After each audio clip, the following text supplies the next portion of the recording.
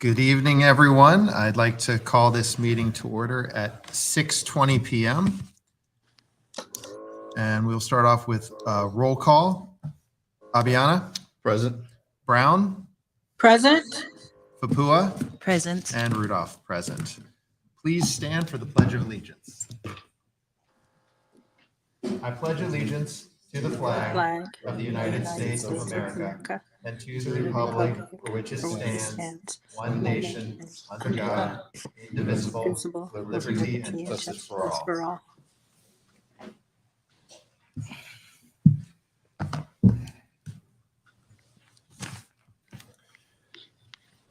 Okay, and then we've gotten into the habit of reading the vision statement to remind why we are here. And the vision statement is the Bayshore community, growing engaged hearts, educated minds, and empowered visionaries. And with that, we will go on to the approval of the agenda. I need a motion and a second. Motion to approve the agenda. Second. All in favor? Aye. And with that, we will move into the installation of elected board members. And with that, I will pass it over to Superintendent Veal. Thank you very much. So I have the honor of swearing in Trustee Rudolph, who was appointed recently. And so I'm going to invite his wife, Bridget Rudolph, to lead the swearing in. Okay. I'm sorry. You right in front of that podium.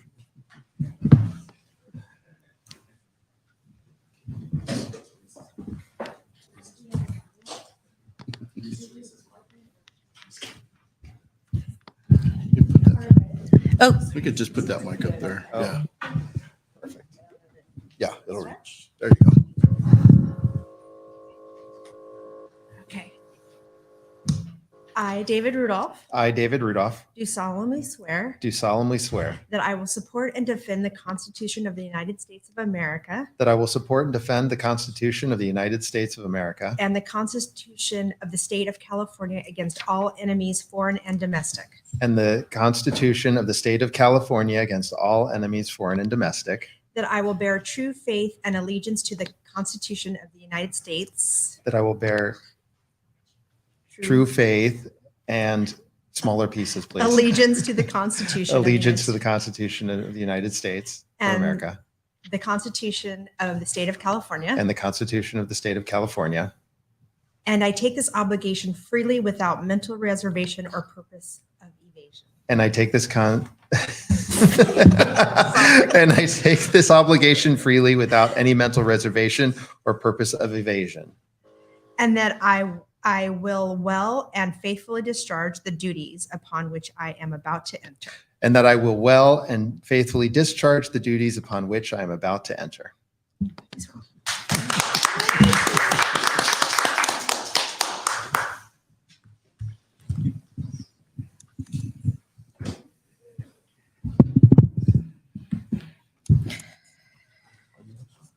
Thank you. Thank you. All right. And with that, we will move into the school board organization and annual organization meeting.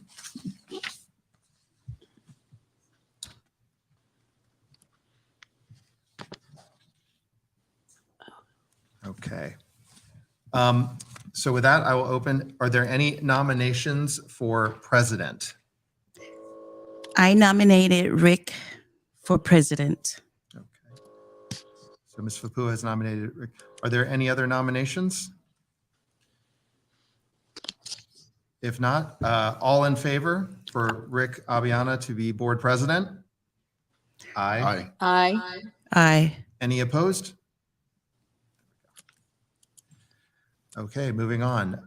Vice president. Any nominations for vice president? Nominate Teresa Falpua as vice president. All in favor? Aye. Aye. Any opposed? And with that, we'll move on to clerk. I need nominations for clerk. You want to nominate somebody, Mr. Rudolph? I nominate David Rudolph for clerk. Are there any other nominations for clerk? All in favor? Aye. Aye. Any opposed? Okay. Those are concludes the officers. We will move on to board representative to the County Committee on School Districts. So the board liaison to the Daly County Committee, sorry, yeah. For San Mateo County? The alternate board rep. Yeah, the alternate board rep to the County Committee on the School District Organization.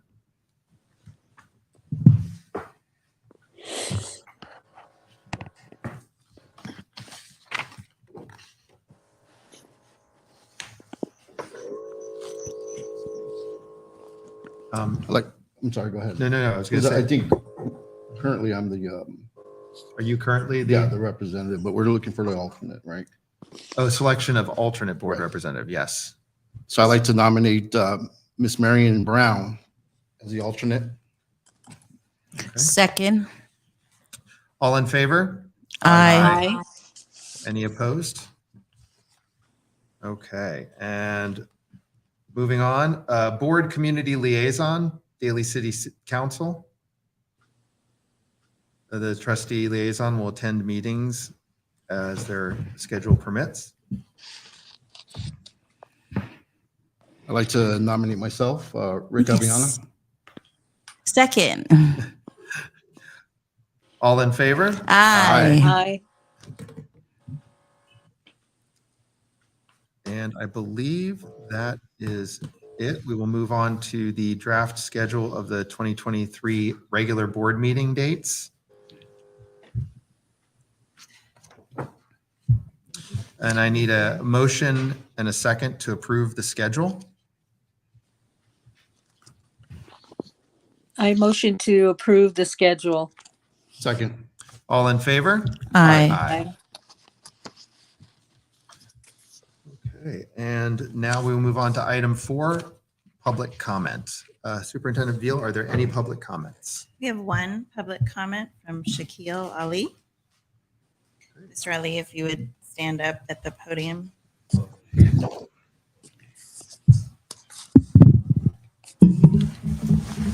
Good evening. Thank you. I'm here tonight to congratulate the board members, Trustee Rudolph and Board Member Brown, who's actually my mother. And this is a great evening for me. I actually have my installation ceremony tomorrow, so you're all invited. But I'm just here to, offer my support and camaraderie. And I'm looking forward to doing a lot of work in this district in my other capacity, helping out the CTE program and eventually community schools. So thank you. Thank you. Thank you.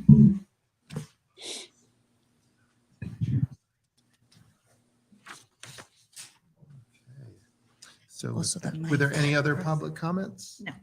Okay. With that, we will move on to item 5, consent items.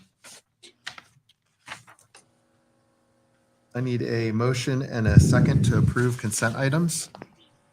Motion to approve consent items. Second. All in favor? Aye. Aye.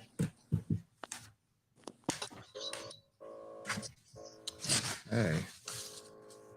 Moving right along. Item 6, educational services, BGCP update. Yes, so we have Jerry Lorena, who is here to give us an update on our after-school program. Thank you.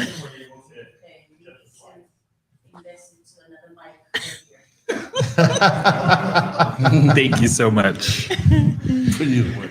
All right. I do have my supervisor.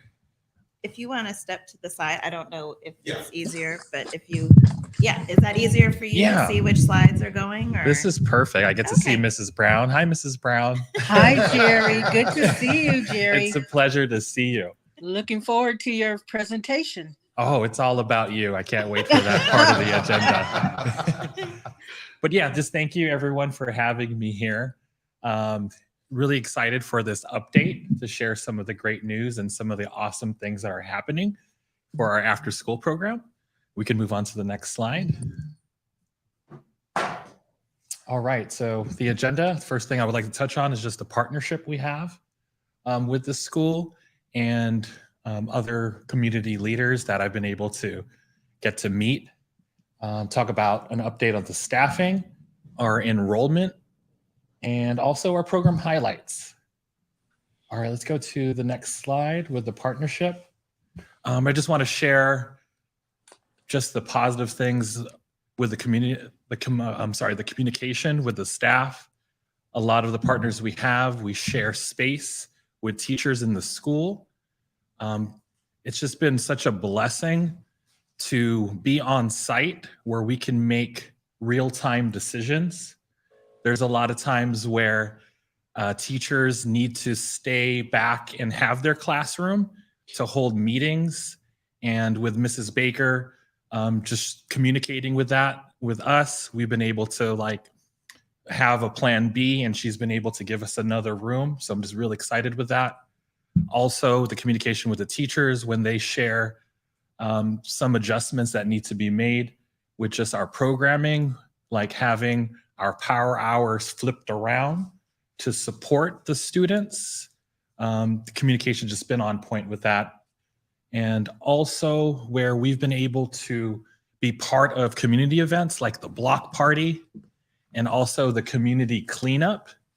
It's just been real exciting just to be part of the community where we're just not an after school program, but we're just familiar faces where the community can rely on us and we're always there to support. Another thing I would like to share is our program quality assessment.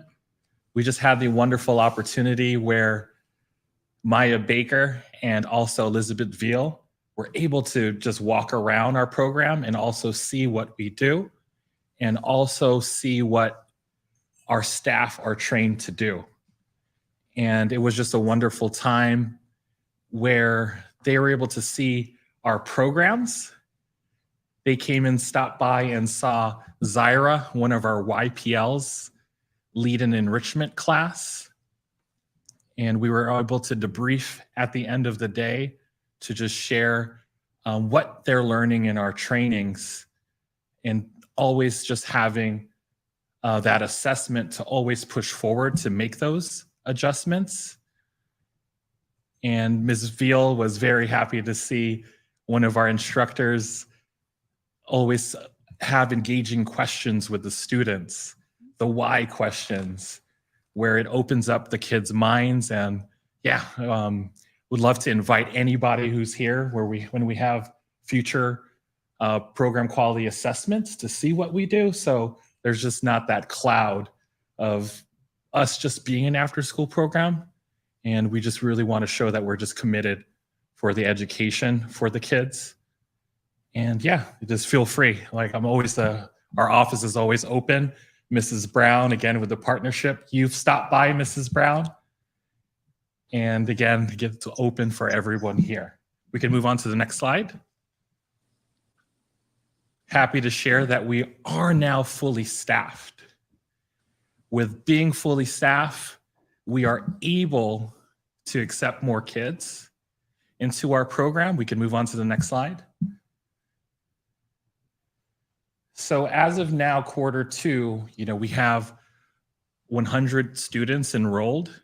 If we get that next classroom, we get one more classroom, we're able to open it up to 30 more students. We had a combo, or actually we have a combo class of 4th and 5th grade. We have about 10 students in 4th grade and 10 students in 5th grade that are together.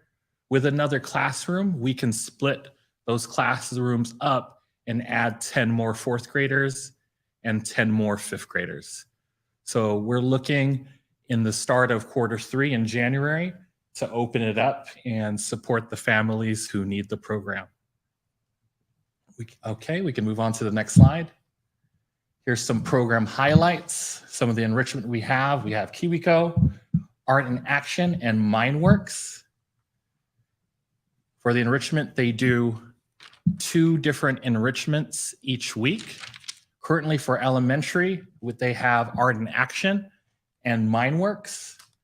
For middle school, they have KiwiCo and Cynthia, correct me, and MindWorks. We can move on to the next slide. Here's a wonderful picture of Jaden in action, working on a KiwiCo model. Every week, the middle school kids get a new model. I'm not quite sure exactly what this one is, but each week there's just this big excitement and unknown of what they're doing each week. Sometimes they'll work on creating like a guitar or a xylophone. And it's just so beneficial because they're hands-on and they get to see how things are created and how things work. Let's move on to the next slide. Power Hour, right over here. This is the time where kids get a full hour to work on their homework. Even if they don't have homework, we have supplemental work that the kids can stay focused on. One of the big things that we focus on is reading with the children. With the middle schoolers and the elementary kids, we like to allot about 20 minutes. Sometimes for the older kids, it can get as long as 30 minutes. We do have a read aloud program where we select a book each week for the kids.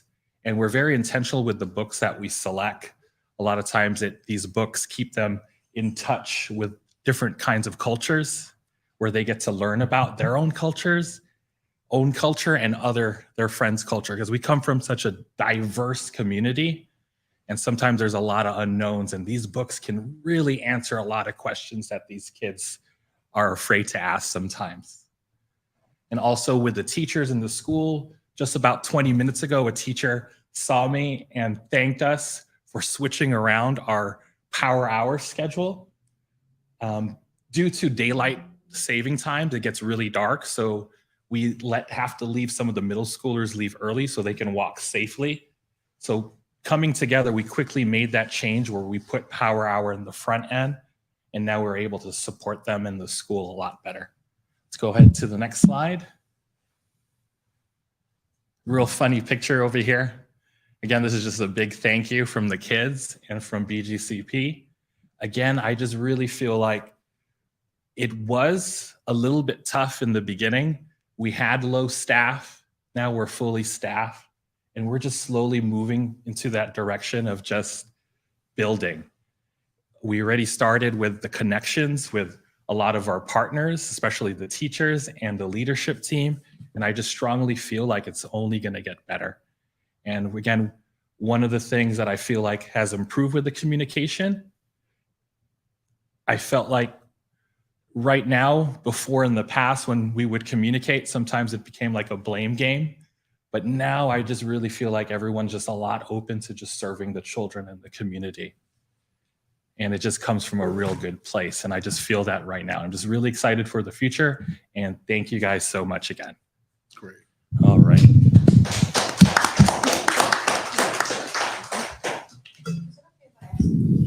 Sure, I have my wonderful tea over here. Hold on, we may need to move the mic. So can you all go up? Yeah. Can you? I try to talk loud. So one question is that When we were Parks and Recs, right now we have seasonal sports. Right now we're at basketball. And Parks and Rec, we were scarcely paying for any fee for our players. Are you guys going to pay for the players, I can just for the teams? answer for my understanding that we're different departments. Park and Rec has their own sports league. In the past, boys and girls would work together with Park and Rec and support that. We just haven't had any discussions. No one from the Park and Rec leadership team has approached my leadership team. But I guess it's just whoever wants to communicate, it just needs to be started. But thank you for bringing that up. Okay. Then my next question is, have you guys have any parents meetings, meeting the parents of the students that you guys care for after school? Have you guys done any parents orientation? Yes, definitely. Rick plays two roles over here. He's part of the board and he's also a parent. And no matter like if you have a big role like this, we treat everyone the same. But to become a member at BGCP, you have part of the onboarding process is to join or to sign up for our orientation. In the beginning of the year, we had about a week and a half schedule for in-person and also for Zoom meetings for orientations as well. It was so awesome too because Cynthia speaks Spanish. She was also able to hold Spanish orientations as well. Okay, I'm sorry, I got two more. You mentioned fourth and fifth, you needed another classroom. Correct. So are you saying that you need the space or you need staff? We need space. So We have the staff. we don't have space for you. We're just waiting for the green light. It's already in communication with Mrs. Baker, and she Okay. said she was going to work on that. Oh, so how many children are on your waiting list right now? I would say we have about, let's say,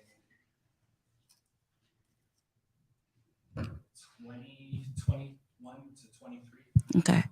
How do we expedite the process, Ms. Veal, for another classroom to be open for them?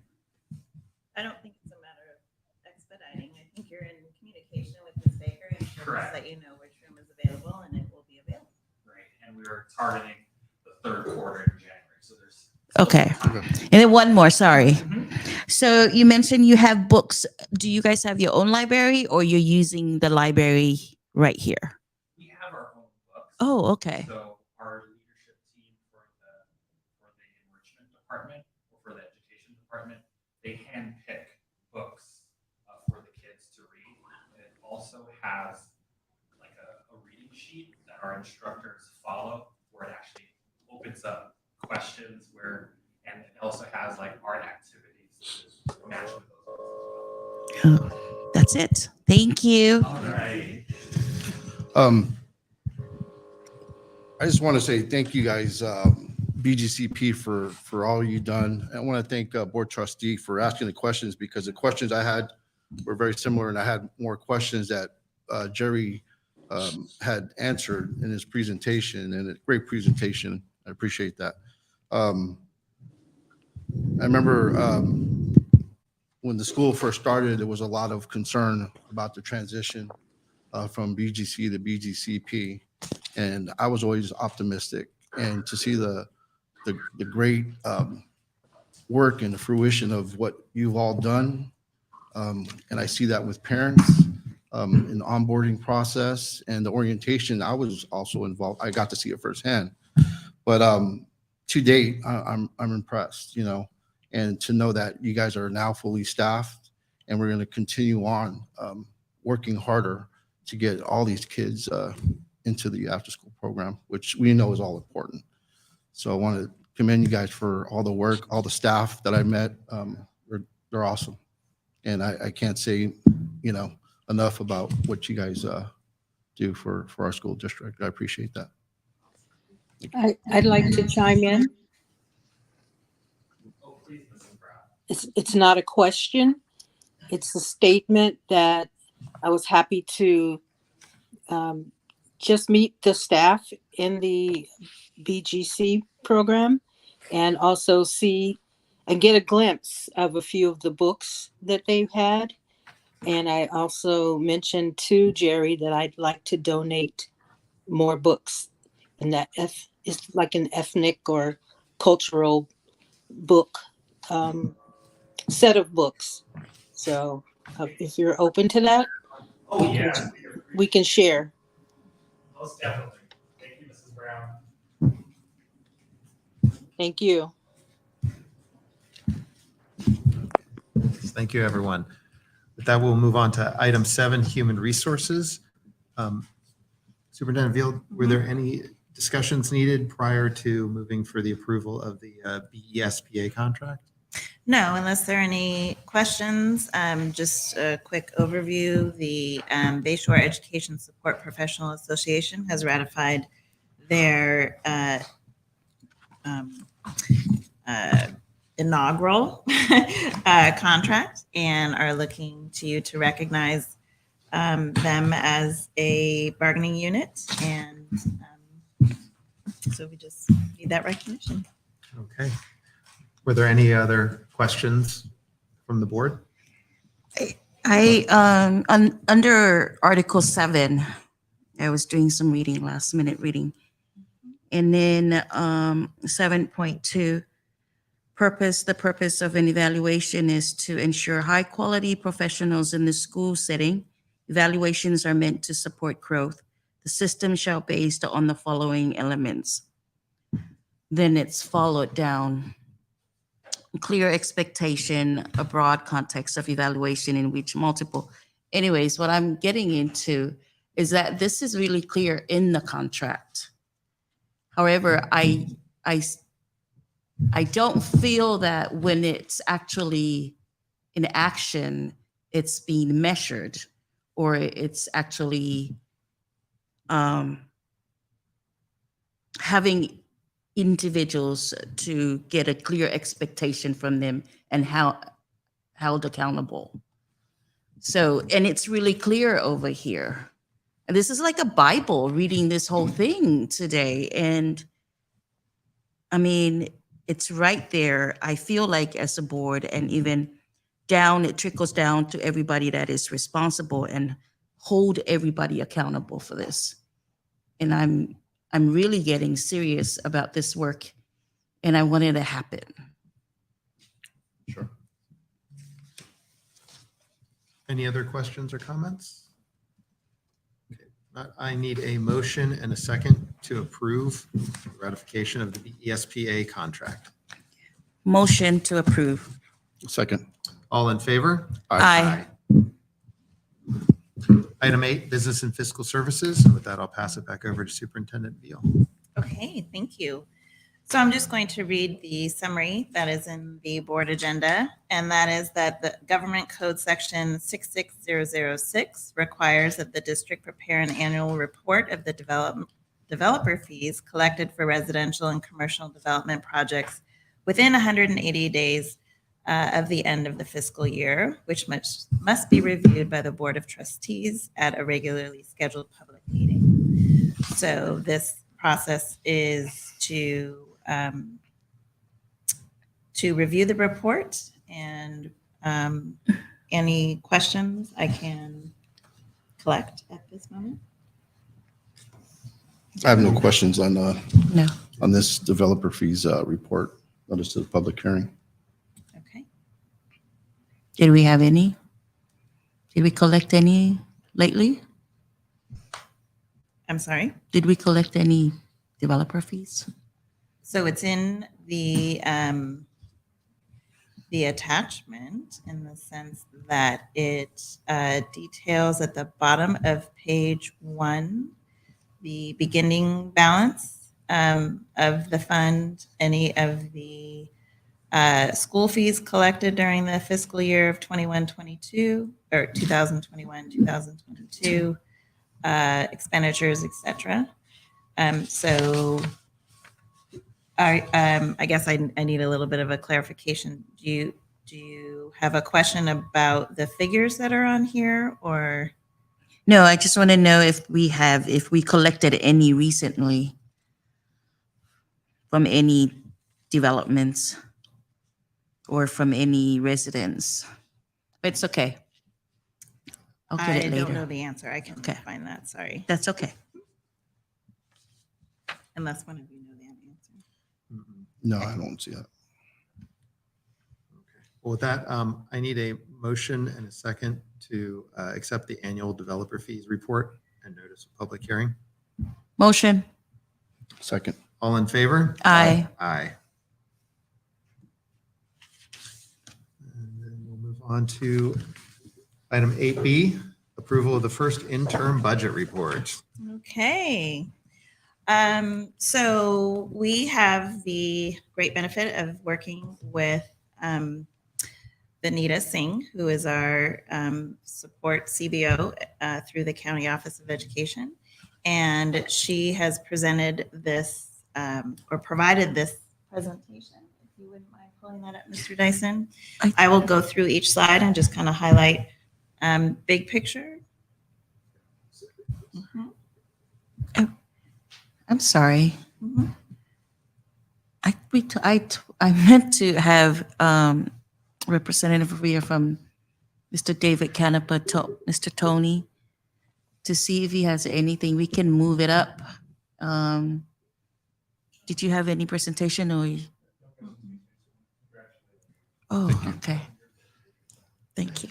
I I know don't they want have Canapa has a representative, Kevin, who was just here. Okay. Oh. Thank you for being here. Yes, thank you.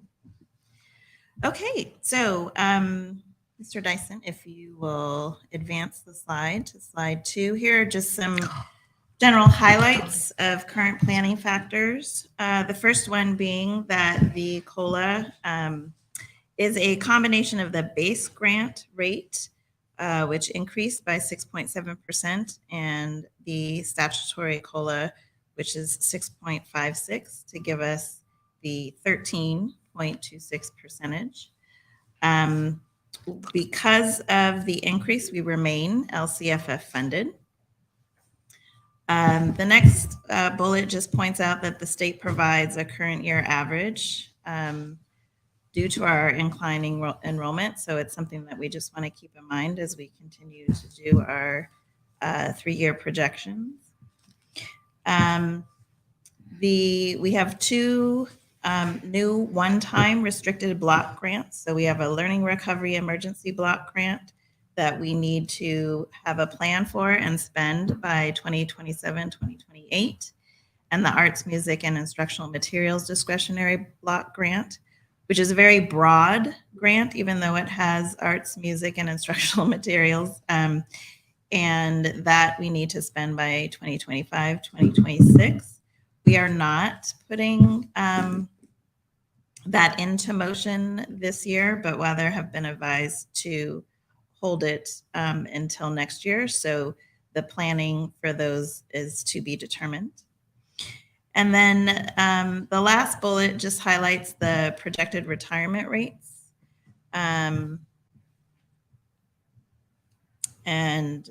This shows that the rates are predicted to be pretty static for STRS, but that there is a decline predicted for PERS. And basically the district uses this information for multi-year projections. The next slide.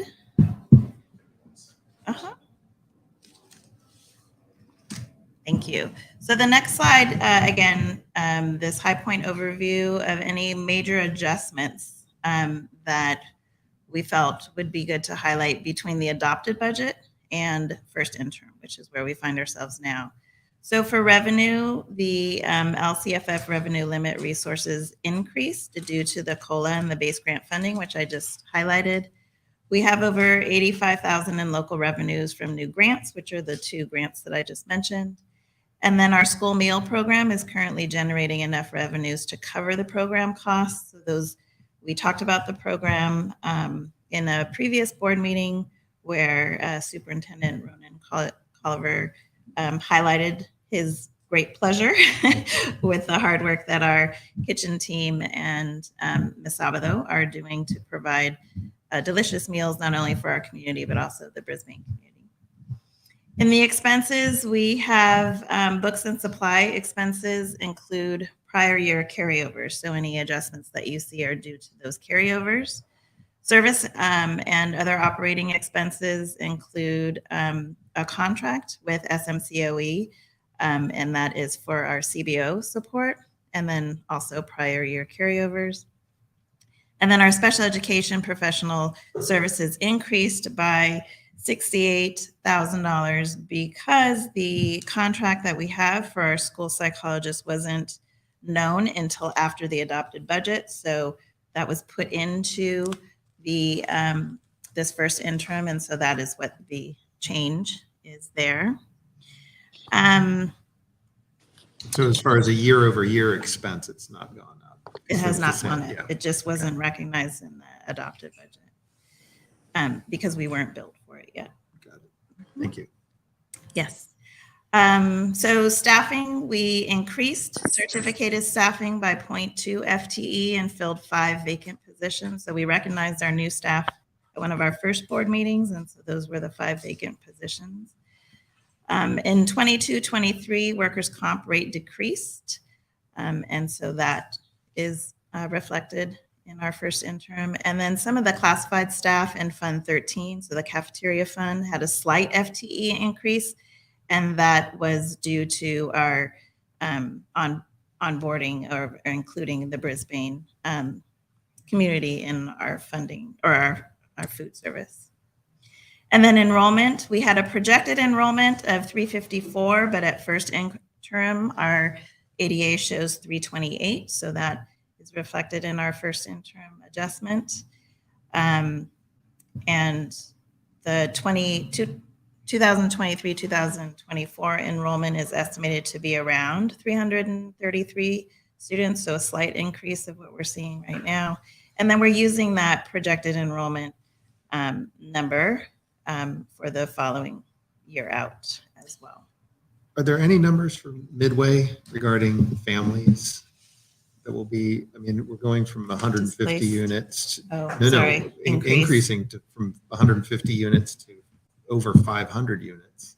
I'm just curious as to how many of those additional 350 units plus would be families with children. That's a great question. I can look into that. The only information that I have received on an ongoing basis are the Midway Right, the same thing report, we've so all that been they getting, haven't, yeah. yeah. It doesn't Yeah. include any of that information. Trustee Brown, do you know of anything in the area of projected increase for Midway residents?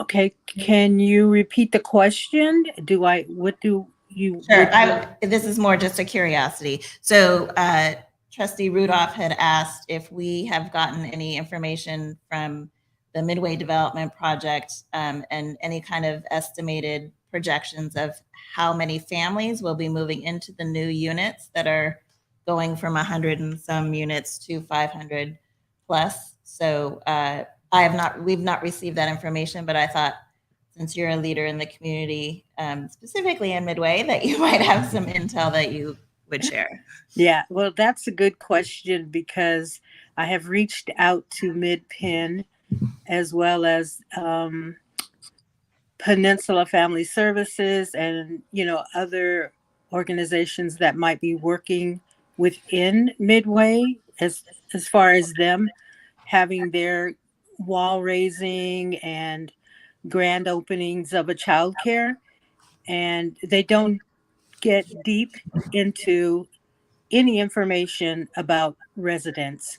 And I think it's about time that we all reached out to them, whoever is in the audience there, or even the board members, to start asking those questions, because I'm not getting responses in regards to what's happening and what's updating, what's being updated for residents.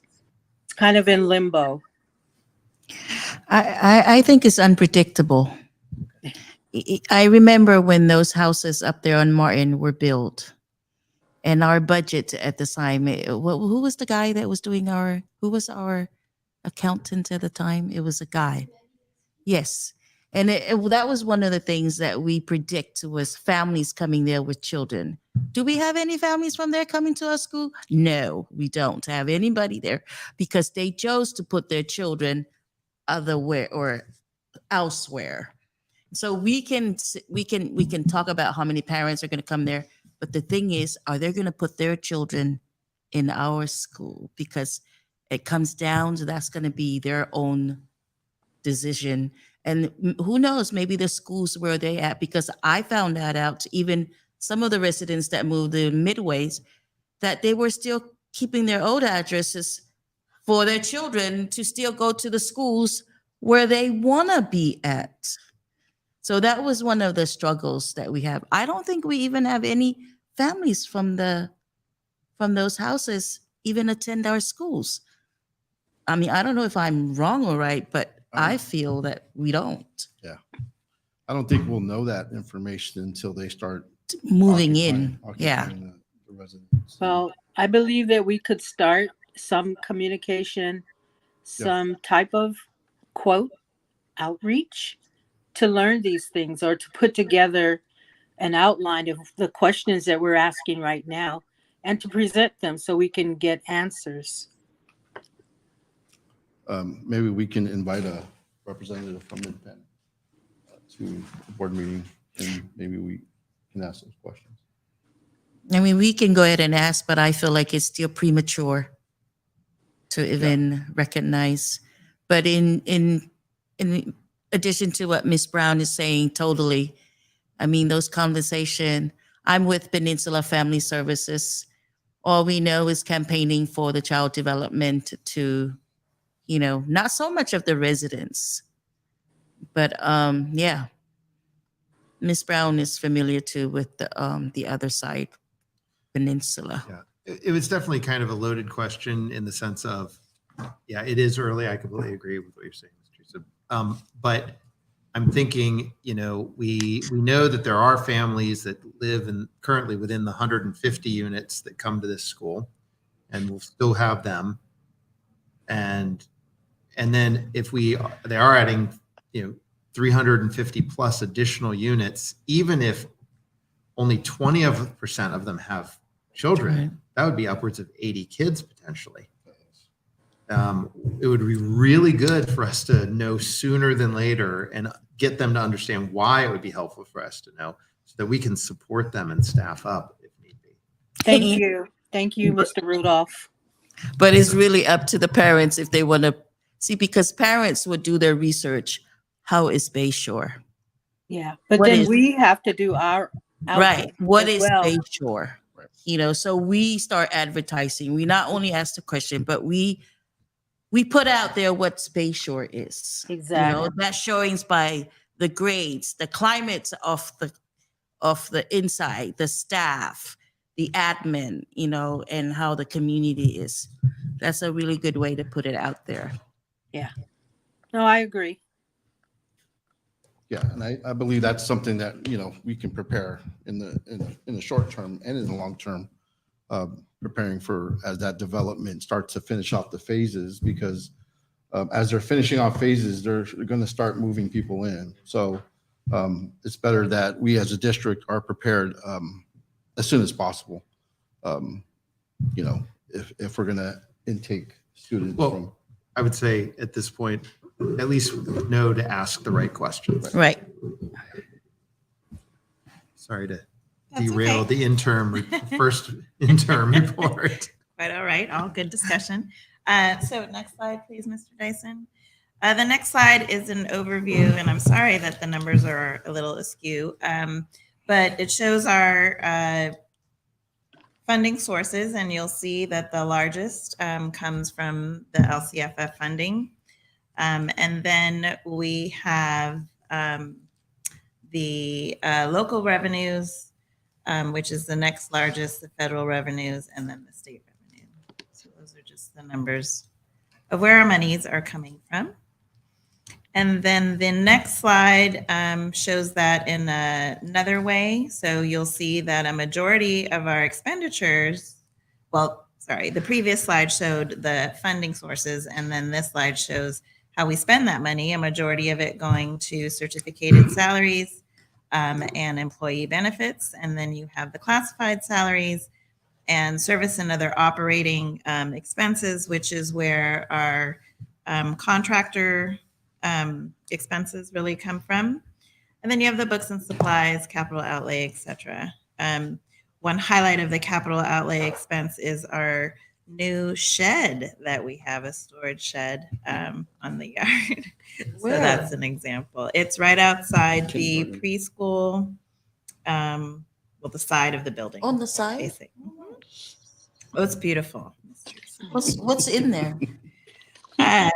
Well, nothing combustible. So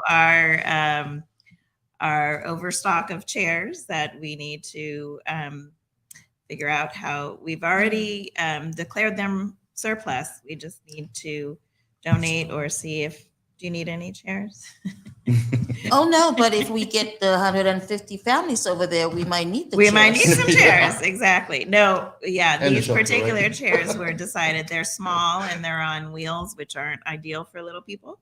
So even if we do get new students, we'll probably not want these chairs.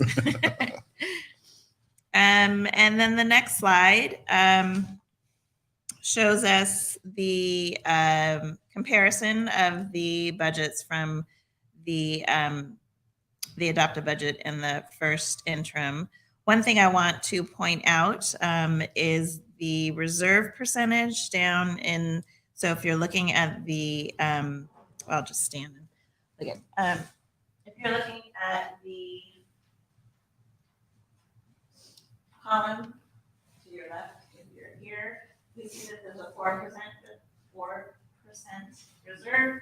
But with all of the budget adjustments and the funding adjustments, you see that we're at a 10%, 3 years out. So this is, you take it with a grain of salt. This is very low. We don't want to be that low. A healthy reserve is 12%. And this is over the course of 3 years. A 3-year projection, it's information, but everything is so fluid. Every year we don't rest on that, so it is something important to keep in mind so that we are fiscally solvent. And then the last slide is the timeline of our process of looking at our financials. So you'll see that we have the first interim report now. And the audit report deadline is also in December. And then we'll have a second interim discussion in March, and then we'll present the unaudited actuals at the beginning of the 2023-2024 school year. Right during the fall. Okay. Any questions about the report? Thank you for the presentation. Very thorough. I was You are happy when I welcome. saw that 4% changed to a Right. 10%. Yes.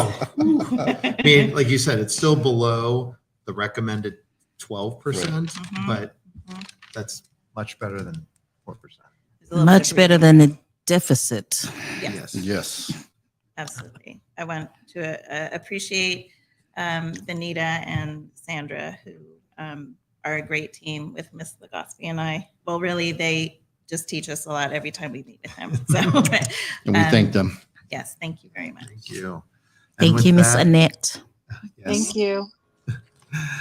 And with that, I need a motion and a second to approve the first interim budget report.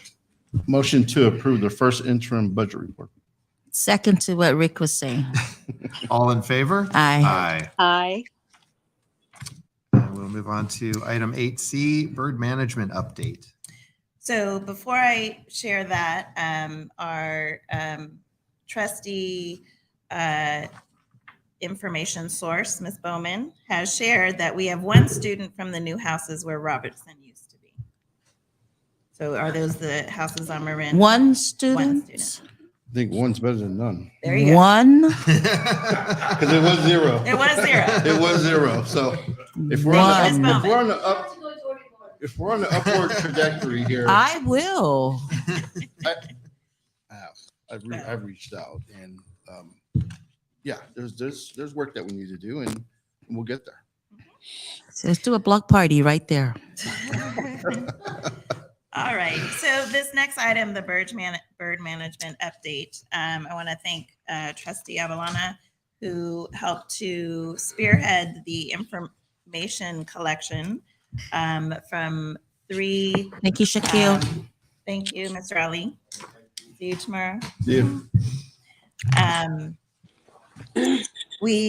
So the issue being that we have an outdoor covered eating area that is very attractive to birds, but is not always sanitary because they like to leave things behind. And so we are looking to address this concern by contracting with a company that can help provide some netting. So the 3 reports that I shared with you are the estimates. They're an explanation of the situation and a projection of the estimates. Now, I received these estimates over the last couple of months. So there might be some adjustments. I don't know. There's usually a timeline where they give, but all of the contractors who came out were saying that they could be flexible in terms of when they might be able to address the situation. Because there are fixed tables in this particular area, some of them will need to be removed so that the equipment can be put under to install the netting. And that is something that I've spoken with Mr. Sun about, and which also necessitates the facilitation of this to occur during a time where students aren't in session. And it's all of the contractors indicated at least a 3-day process. And so we would be looking to do this during a school break of some kind. And we have a couple of them that are at least 1 week in duration. So that could work. But basically, I share this information with you to get your input if you feel the desire to provide it. So now is that time. Yeah, thank you for acquiring all these estimates from these contractors. It's pretty straightforward. We do have a bird problem. It's been a bird problem for many years since the school was open. And, our health and safety for our students and our staff is very important, that we try to maintain a very clean area for them to congregate, to eat, and other activities. Reviewing the estimates, there was one, obviously, West Coast wildlife removal. They were obviously high, and I'm sure there's many reasons for that. But as far as the work that each of them had presented in their It's the same. estimate is pretty the same. So there is equipment that doesn't require removal of the tables, but that's probably something specific that we can communicate with them because there is equipment that can reach over tables in different areas. So we just have to confirm that with the chosen contractor. Other than that, the work is pretty straightforward. As it was noted, we're in the winter time, and usually in the springtime, which is, around the corner, we're going to see all those birds come back, and not only pigeons, but seagulls and falcons or hawks, and they're going to hang out. So I think it's a great idea that we, solidify in trying to create this space, a safe space, for everyone on campus. So if anyone has anything to add to that? Are there any other schools that have the similar problems with this? I think anywhere where, especially where lunch and breakfast is being served and there's food, that's going to be an area where they're always going to hang out and congregate. And especially, when there's an awning that protects them from the elements, they're going to want to, start nesting and so forth and so on. So, but we're going to try and do what we can to prevent that. So. Well, West Coast is the option 2 that they say here, the table and seat removal and reinstallation. That's another $8,000, Right. almost 87. So upon my review of all the proposals. I would have Western Exterminator Company, which is, they've been around for many, many years, and they serve in San Mateo County. But, they're a local business. They're in the business of many different areas. And they've done other projects, not only in schools, but in other commercial businesses like Costco or other industrial business where they have the same problem. So I did a little bit more research on that. And who are the JB Bird Control expert? Where are they from? Are they local? I believe they're up north, I believe, if I recall.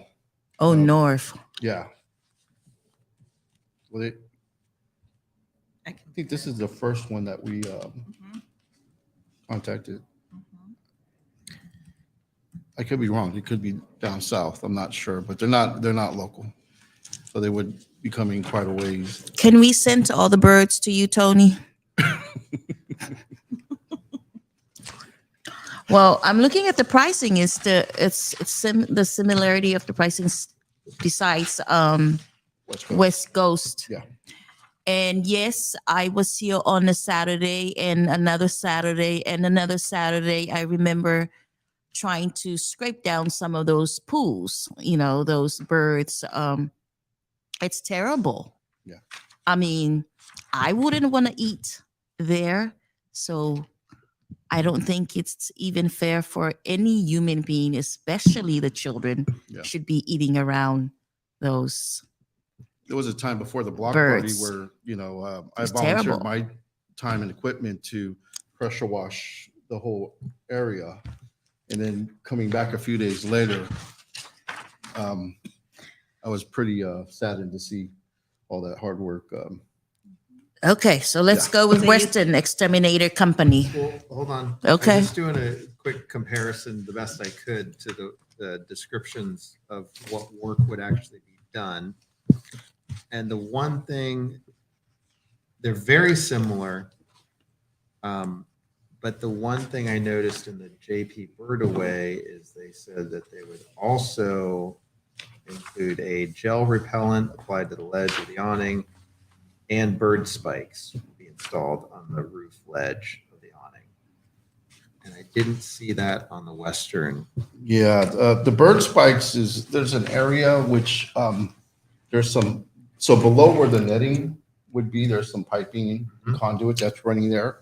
So yeah, that would be something that we can communicate, or Superintendent Veal can communicate with Western, and maybe if they can sharpen their pencil to just verify with them if they would include that. We can point that area out. I don't know if there's a picture. So there's a picture in this area here where there was some nesting that was happening on this piping.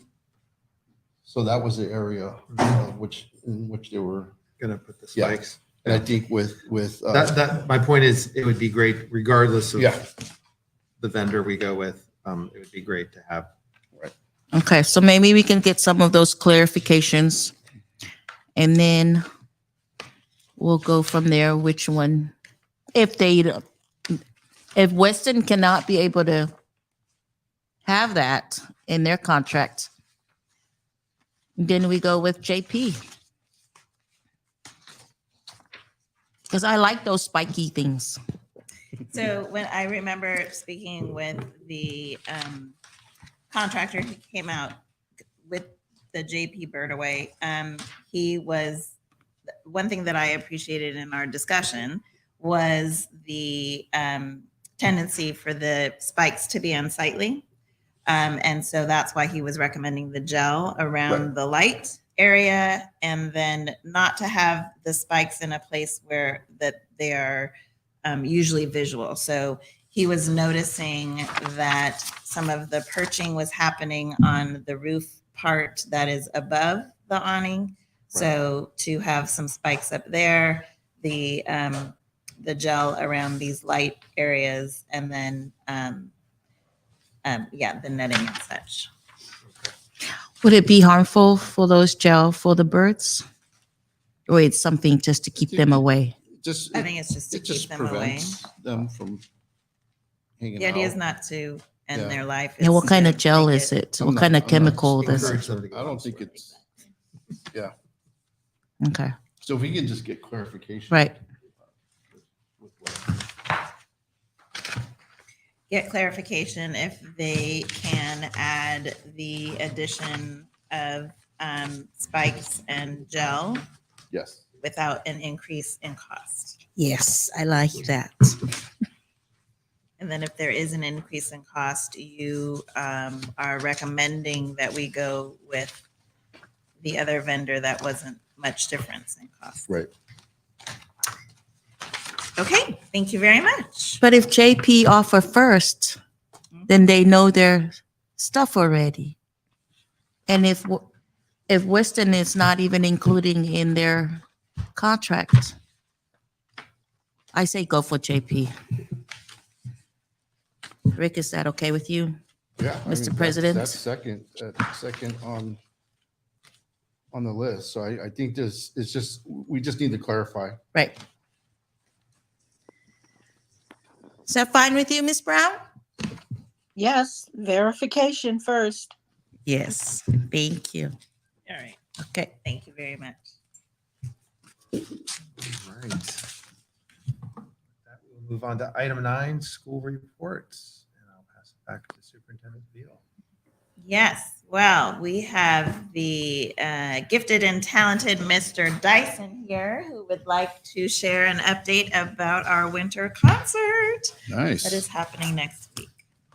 Oh, did we mention the donations from Steve Waterman?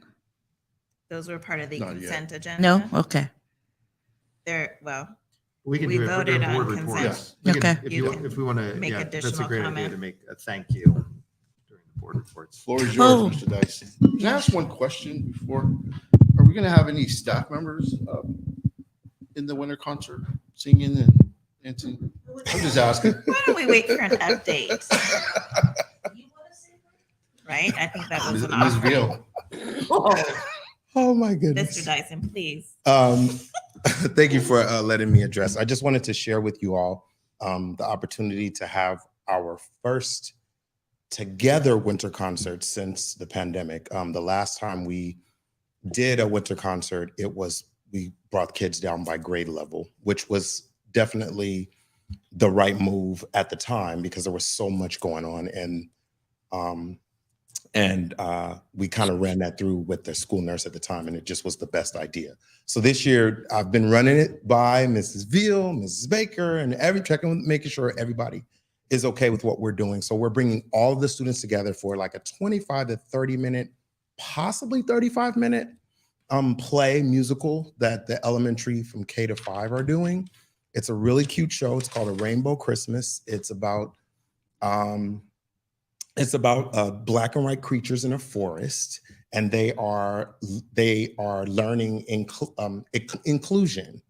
And so I don't want to give it away, but their goal is the colorful creatures are trying to join their Christmas celebration, and they're trying to exclude them. And so there is a character that will come on and teach them that you need to include all, and that's what the show is about. So, no, we will not have staff singing, but that is a great idea. Maybe perhaps in the spring we can include something like that. And just as a side note, there's been discussion of middle school getting back on the performing side of things. And so that's an option, possibly doing a talent show. And that's definitely something we might look into to include staff as well. So also for the winter concert, we are encouraging families to stay home, as it is our policy, I guess, right now, to not allow groups of families to come on the campus. So we're encouraging everyone to stay home, parents to stay home and watch virtually. And we will live stream it. Yeah. So if you have any questions. It'll be recorded too. It will be recorded and live streamed. It will live on our YouTube and Facebook page. What else am I saying? Thinking about? And it starts at 1 o'clock on Thursday, the 15th. This Thursday. Yes.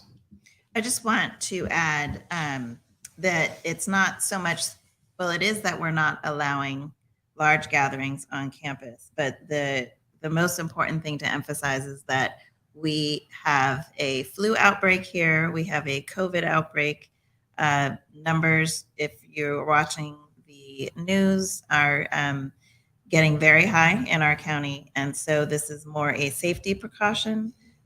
We do not want it to be interpreted as exclusion, but rather just keeping all of our students, staff, and families safe, which is why we have the great fortune to be able to stream the event. And we will work towards having more opportunities for parents to gather in large quantities in small parts of our school, but it will Yes. not happen right now. Right. Sure. And let me also share that we were, my program, the Arts Media Entertainment, was graced with a nice grant, which enabled us, to be able to get 3 cameras, live stream cameras that have been placed in the gym. We also have a soundboard and everything that is in the AV room. So I know that last year the live stream didn't go well at all, but this year we've been testing it and working on it, and it is like high quality HD cameras. Wow. Okay. I don't know about 4K, but it is high quality, and so people will hear and see everything. And the students are running the sound and cameras and all. It's going to be really cool. That's awesome. Yeah. Yeah. So no, it's so Beautiful. nice to see us getting back in the rhythm of things with especially our music for our kids. It's always nice to see the little ones coming in with brave hearts performing, and of course it's hard for the parents, but I want to thank you, Mr. Dyson, for everything you do. We appreciate all your arts, performing arts, and always look forward to bigger and better things. thank you. You always have something in there. So it's always exciting to know when those things come and being part of it. Appreciate it. I remember Dyson when we first start working here, Mr. Dyson. Oh my goodness. And then the PTO helped out with portion of your salary as well. And look at you come a long way, Mr. Dyson. Yes. You implanted your feet in the work and you really shine. And I can tell with the love of the children and what you're doing. So we don't thank you enough, but we do appreciate all the work that you have done. And I'm looking forward to the show. Do they have costumes? They do. Okay. Yes. So please come. Yes. Thank you, Dyson. Thank you. All right. Thank you, Mr. Dyson. And with that, we'll move on to item 10, superintendent's reports. Okay, I am so excited to share some of these updates. I'm telling you. Okay, so the first exciting news that I have to share that I need your support with is I have tentatively have a tentative agreement with a consultant to do our strategic planning. So Dr. Orlando Smith is a retired superintendent. He is doing lots of consulting work with our county, and I have gotten some dates from him to start our strategic planning process. As I've mentioned, that process will start with you, our board, to solidify your board priorities. So I have a couple of dates that I want to offer to you for that process. Once the priorities are established with the board, we will then start to have conversations with the staff and our parent communities. And that is to be shared in a greater conversation with staff that I'll be having in January upon our return But to get us started off, I would like you to consider 2 dates, and any input that you want to provide to me now is greatly appreciated. There are 2 offerings, not knowing if you prefer a Saturday special session or a late afternoon, evening special session. But the first offering is January 28th, which is a Saturday from 8:30 to 12. So that will come with lunch, similar to the the board yeah. session that we had with Luann. That's the weekend Rivera. of my birthday. It's your birthday? No, that's the weekend of. That's okay. The other option is an evening option, February 2nd from 4:30 to 8. So that would come with dinner. The reason for these the hours is because there's a lot of discussion to have. Along with this discussion and the facilitation by Dr. Smith, we are trying to include a graphic artist who will capture our conversation and your priorities so that that visual can help start the next step, which is the conversation with staff and our parent community. And that conversation is tentatively scheduled for mid-February, but again, I'll be communicating that to staff and then I will update you on that process. But if you could provide any thoughts you have about your availability or preferences, whether it's a Saturday or an evening and your availability, I would appreciate that. For myself, the 28th of January, as it is right now, I'm available from morning to noon, and then I'm flexible on February the 2nd, which is a Thursday, in the evening. Okay, thank you. Ms. Teresa? No Saturdays for me. That's taking it away from my personal life. But I will do the evening of the Thursday, February 2nd. February 2nd. Thank you. That should work for you. Ms. Marion, does February 2nd work for you? I believe so. Yes. Let's just say yes. Wonderful. There we go. with the Yay, second. team. Wow. Oh, thank you. I love your singing voices. Oh, thank you. Okay. The next one. What's the time again on the 2nd? Thank you. February 2nd is 4:30 to 8. 4:30 p.m. to ABS, Miss Teresa. It's gonna be right here We're gonna with be. dinner. We get it done. We will sleep here after that. Mhm. Okay. Well, we have that shed, so you know. Oh no, I don't want to be the first. All right. Well, I don't know how this offering is going to sit with you, Miss Teresa, because Miss Luann Rivera has offered 2 Saturdays Oh, for well, a special board session. This was a request to follow up when she came and shoot. led our board session in August. We asked her for a follow-up. As she mentioned, her schedule has gotten quite impacted, but she has offered April 22nd or April 29th for the follow-up session. Okay, hold on. April. 22nd or April 29th.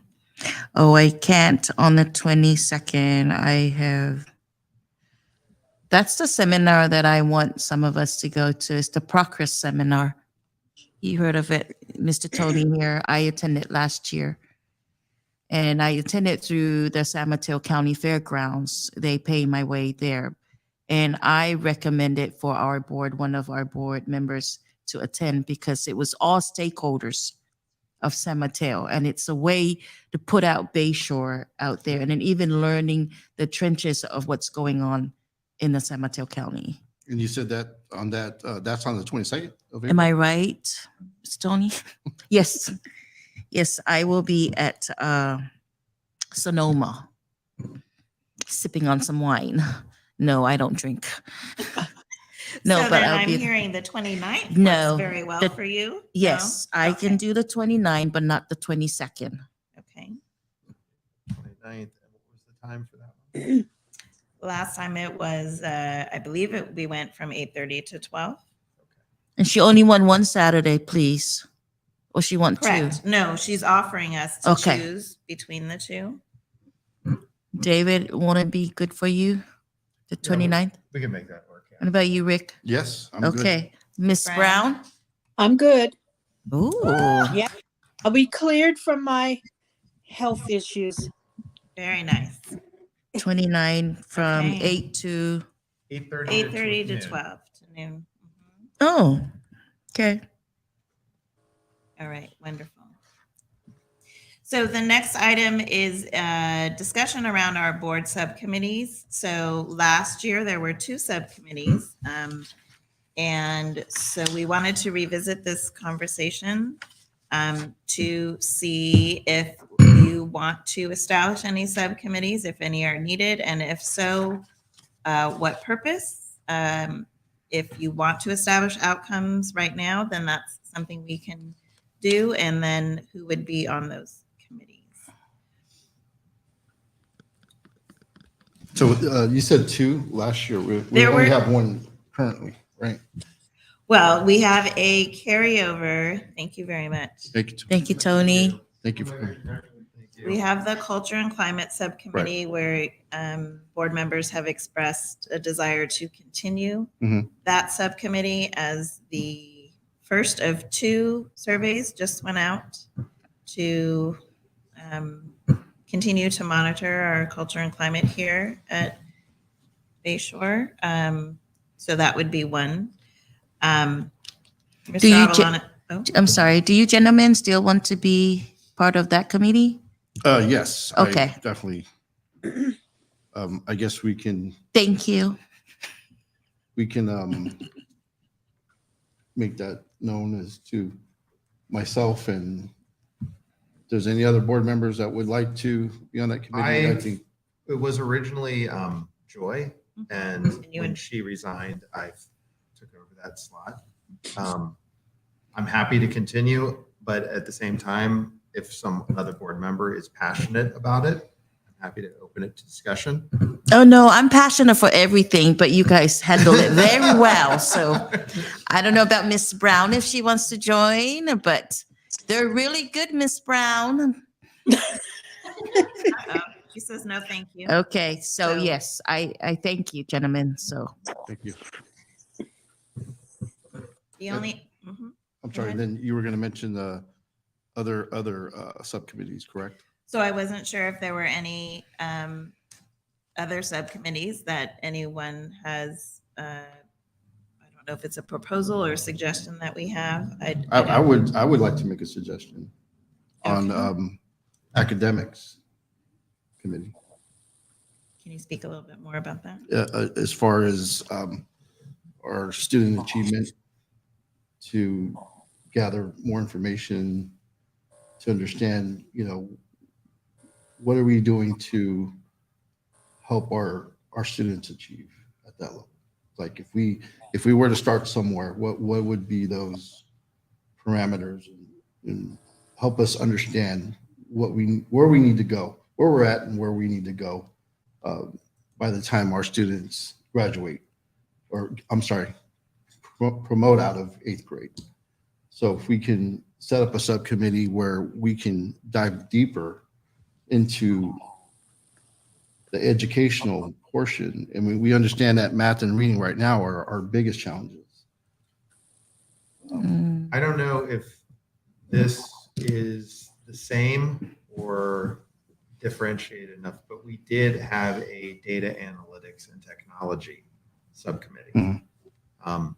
Now that's more of an umbrella level than getting specific into just academics, but it's certainly academics is a component of that subcommittee, of figuring out a way that we're reporting out and managing it and communicating it. So if we created or reestablished the data analytics and technology subcommittee, would that I think Meet that's your what it would expectations? entail, Okay. because we've been struggling as a district to gather that data. Yeah, because it was actually it was part of it was the like the data reporting from for the board, but then also got into it as what were the because we actually had a teacher representative on the subcommittee as well, who was basically there to represent what technologies are the teachers using, and we could reach out to him to see if he's interested in being a part of that discussion again. But it definitely took two main silos, and I don't know if it should be split or if it should still be a comprehensive thing. But I would say to start, if we just at least have a data analytics and technology, and we could certainly include the teachers on that if we're going to talk about, not only the academic achievement, but how we're collecting that data in the classroom, how we're compiling it, and how we're using it. And who else is better on data than Mr. Rudolph? Well, I just have a follow-up question. So would this be separate from any updating or reporting I would do on the data goal that was created for me at the special board meeting? Good point. Thank you. I'm just having a hard time but seeing I the think it separation. aligns. Yeah, I think it falls in place of what we're trying to achieve. So, that subcommittee would consist of you as a superintendent with 2 board members to discuss and then present to the rest of the board the findings, the data. So I have a suggestion, gentlemen. It sounded to like you guys are so into this. Why don't I'm going to volunteer myself and Miss Brown to take over the climate subcommittee. And then the 2 of you can go ahead and take over this subcommittee, which is data, collecting data and academics. That's just a suggestion. Well, I guess I'm just, my question came from if the purpose of the committee is to get an understanding of what data we look at, how we look at it, and how it informs our instruction. And we recognize that as an area of need, which is why it's one of my focal areas, which through the process of providing updates about my work in that area to address what were they called? Success indicators. I'm wondering, how would the committee's work differ from the work that I would be focused on as it pertains? I'm happy to have the committee help to do some of my work. I'm just having a hard time separating. Yeah, I think for now, because we're in a situation where we're trying to jumpstart, a lot of things, and especially with our education, especially with our academics.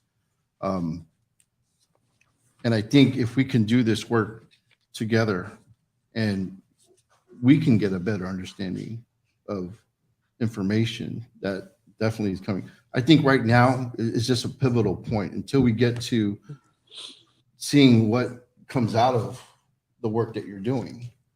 But I think for a start, I mean, we could possibly dissolve this at a later time. But I think for now, we would like to get a better understanding of where we're going. We talk about the strategic plan. That's a long-term process. But I think with the committee and understanding what we're doing now would help us understand more of how we can make better decisions for our students. Because in the past, we haven't had much data. We haven't had much discussions about many things. And I think, we talked about transparency before. And I think through this process, we'll bring a lot of that to the surface, and then we can try to understand and brainstorm together in this process. And then we might come to a point where it's like, Ms. Ville, you got this, and we would recognize that. But I think, for us as a board, in order for us to improve from our roles and our responsibilities is to better understand what's happening, and instead of getting information in bits and pieces or not getting information at all, but doing the work alongside you, I think would be beneficial in that sense, and then we can present everything else to the larger board. Okay, I mean, I want to make sure that we are, for lack of a better word, staying in our lane. Yes. So I'm happy to have this committee so that we can foster communication and keep each other informed. But in terms of the work that we're doing, that's my responsibility. Yes. Yes. Okay. And that's key. I mean, as we discussed from the very beginning, it's making sure that everyone has responsibilities. We have a responsibility as a board. You have a responsibility as a superintendent. And yeah, you're the driving factor of everything that goes on in the school.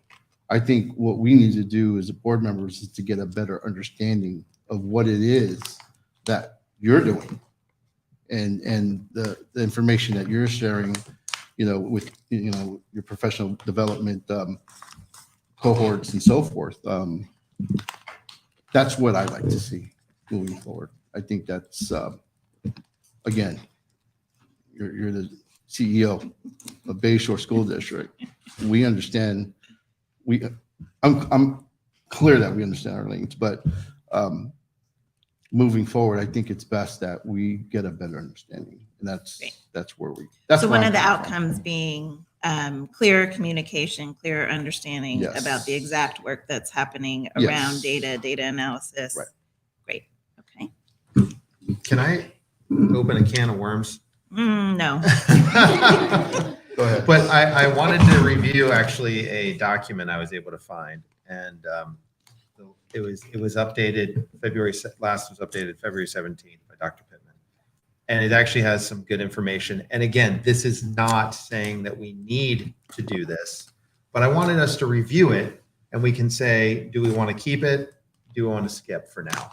Because even if we don't do it, create the subcommittee or recreate it now, doesn't mean we can't create it at a future date. So I was just going to go through the list of the ones that we hadn't already covered, because we had already covered the earlier ones in the board meeting. But there was some other ones that are fairly, could be fairly powerful. So one of them was diversity, equity, and inclusion. And it had board members Fapua and Brown. And then as staff, it had the superintendent and principal. Which is we never met Right. or have anything done with that. So do we want to keep, pause, or eliminate? Absolutely keep. I'm asking the question. Yes. Okay. Wait, may I ask clarifying Yes, before please we do. go through this?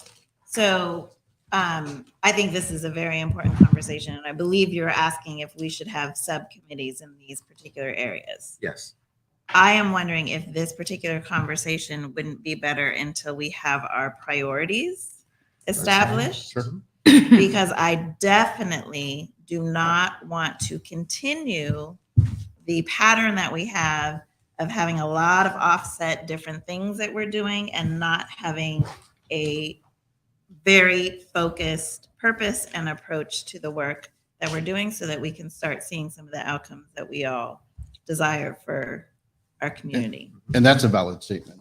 Yeah, definitely. As we're noting, we're just having discussions at this moment. So I think absolutely correct. So we can have our priorities discussion on February 2nd, and I can move this conversation to the February board agenda. Sure. Could you share that document with Absolutely. me? And then, and this document outlines subcommittees that were in place, or brainstorming idea of possible In subcommittees? place. They were in supposed to place. be in place. Okay. And I remember that we have Luann, and she Yeah, recommend for us to dissolve the other subcommittee. which was the BTA. Yes. Yeah. And we did so. We'll dismantle that one.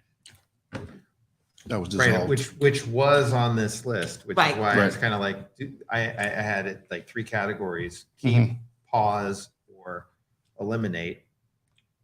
But again, I'm just going to read through them real quick, just so everyone can think Sure. about them and we can Thank you. take up. So there's the different, DEI. Then there was a finance and fundraising, Mhm. governance and policy development, wellness, Jefferson Union High School District. Then obviously the BTA one, which would dissolve anyways, because we're not going to. Was there anything specific with Jefferson Union High School?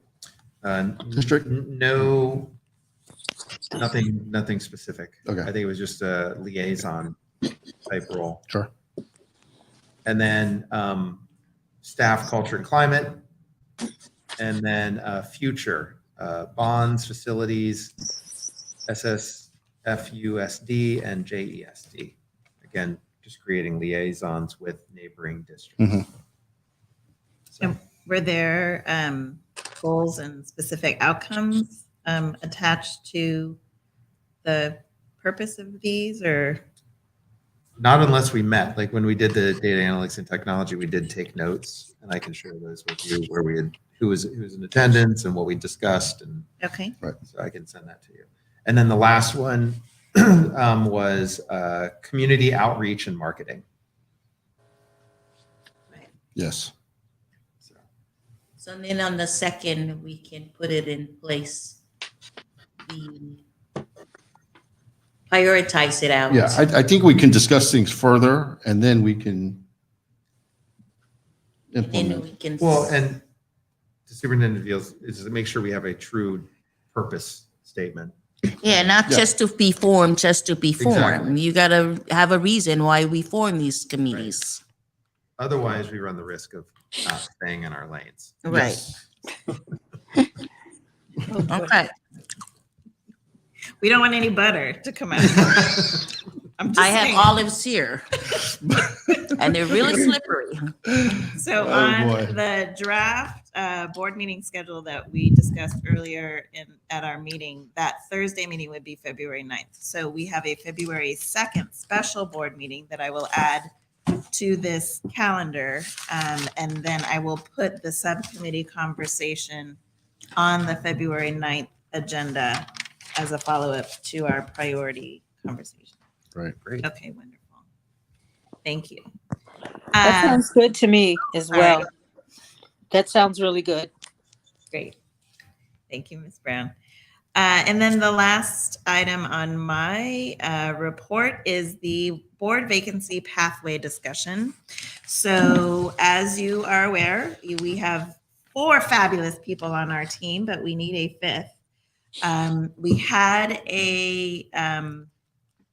had an appointment process due to failure to elect, and we added or reinstated Trustee Rudolph, but we need to fill the 5th seat that's open. So we got some information from the Chief Deputy County Attorney with some options that we have available to us. So I wanted to open this discussion to what your preference is as to how we move forward with either having a special election, which would occur in March of 2023. The cost to our district would be projected anywhere between $81,000 and $92,100. Ouch. Or we make a provisional appointment. That provisional appointment requires that action is taken within 60 days of seating the new board. And we set the new board today. So the clock just So started. the clock just started. So we have 60 days to make that appointment process, which is very similar to the appointment process we had for Trustee Rudolph, Yes. wherein we post that we're having the provisional appointment process. We gather candidate information, we conduct interviews, and trustees vote. Sure. Yeah, this is, I know time is of the essence here, and I think, I believe that there's someone out there Um. that, you know, I believe in can't you. commit to being on this board. I have a question. Go ahead.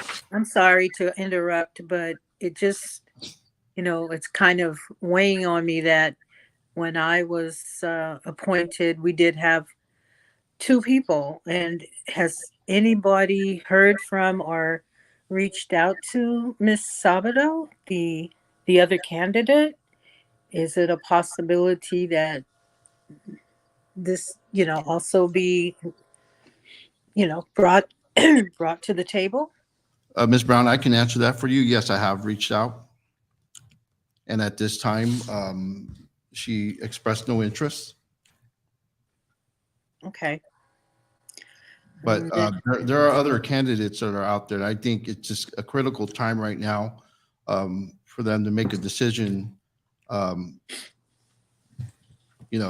think if we allow this opportunity, getting through the holidays and hopefully make that commitment, there's a possibility that, we'll make that appointment process. I spoke with the other guy. Remember the gentleman that when we have meetings? Oh, you guys are new. The Caucasian gentleman, he's a parent. I spoke with him on the day of the block party. And I forgot his name. Yeah, probably him. And I expressed it to him, hey, we have a vacant seat. Would you like to? And he said he would love to.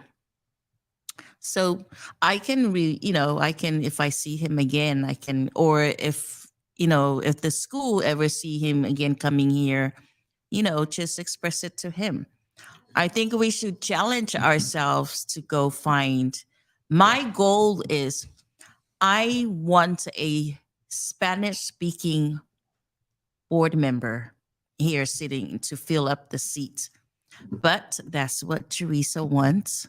But it will be nice because then our whole board will be fully DEI. We're the faces of representing all the children that goes to our school. But that will be in the perfect world. But we should challenge ourselves to go find those individuals because I don't want to spend $81,000, for our school. We're like, our reserve is 10%.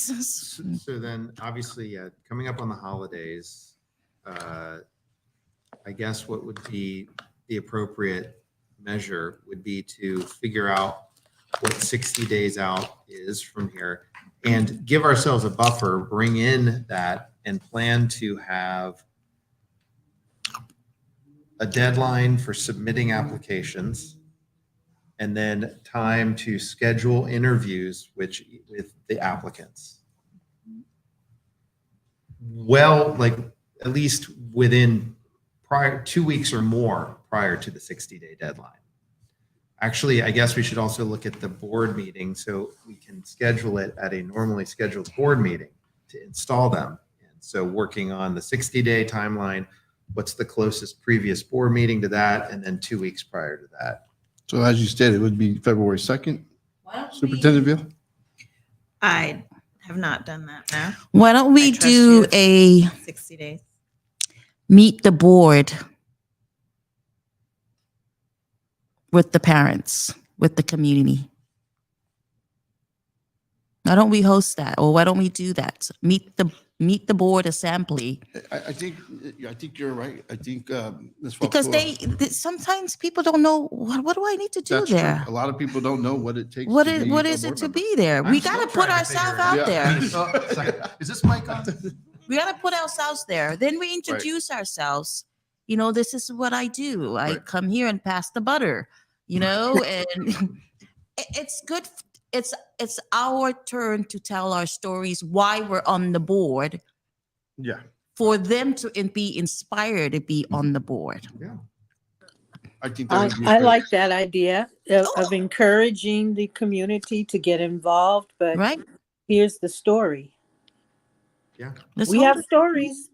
Yes. Remember, Brandon, what's that guy at the conference? It was Brendan Fleming? Fleming. Yeah. It was all about his stories. Yeah. So let's So schedule a there's day. the recruiting activities that need to occur, but then also the administrative activities of figuring out where the closest board meeting is prior to that 60-day deadline, and then backing it up. Again, just to try to avoid another special board meeting. We are not going to be able to avoid a special board meeting. Right. Okay. Because as our- it is today, it starts today, right? It starts today. So yes, the Yeah. 60th day is February 2nd-ish. Mhm. Our next board meeting is January 12th. So that does not leave us enough time because No. of the holiday No. break. Well- What it does, so what we could do is, well, we'll have to, we're going to just see a lot of each other. We'll have to schedule a special board meeting either the week of January 23rd or January 23rd would be the week where we should schedule the board meeting to conduct the interviews. That leaves us at least a week within that 60-day timeline. We can conduct the interviews and vote in the same board meeting, is my understanding. Yes. Yeah. And the oath. And the oath. Right. Yes. And then appoint it right there. So we would just need to make sure we have at least one applicant, Just one. at least one. Ideally, but to your point, if we get out and I have an opportunity to talk to the community and the parents, there may be some other parents that would be interested in pursuing. Yeah, and maybe we could do a video presentation, and then also have printed material so they can go away, they can leave with the information and keep it on their minds that, it's a community effort. Wait a minute. I have this crazy idea. Mr. Dyson, you put your group to work. Let the students interview us and put it on the Bayshore TV. Come up with the questions. And each of us will be sitting there answering the questions. I'm just trying to be creative here because time is very crunched, but we have these resources. What better way to use it and utilize it? A 2-minute limit on your story. Oh yeah, it's not the days Yeah. of our lives. No. I would though also suggest that we, whether it's a robocall or a text message or whatever, prior to the holiday dismissal, go out again to the parents. And I don't know exactly what level of information would be appropriate, but I'll be honest, I don't think it would be a bad thing to share with them. If we have to go to an election, it's going to cost the district close to $100,000. That's money that will not be available to be spent on staffing and academic support. So we need the community to step up. Yeah, I mean, I don't think we can sugarcoat it in any way. Yeah. I think, and then by all means, we should do it. Can't we send A voicemail, like a mail call. What is it called? All call. I think we do it before the break, and then we're on break until the 6th. Is that correct? We return. I think what return we to can school do is the send 9th. out, can we send out some bullet points on why you would become a board member for the Bayshore School District? Yes, we could. I think it could be powerful to share your reasons why you became board members and what you see as your duty as a board member, or just how your experience has been being a leader in the community. and to perhaps make yourselves available for any questions. It's a conflict of interest if people talk to me because Yes. collectively I am your employee, so I cannot be a part of the process to bring somebody to the board. I can facilitate the communication, but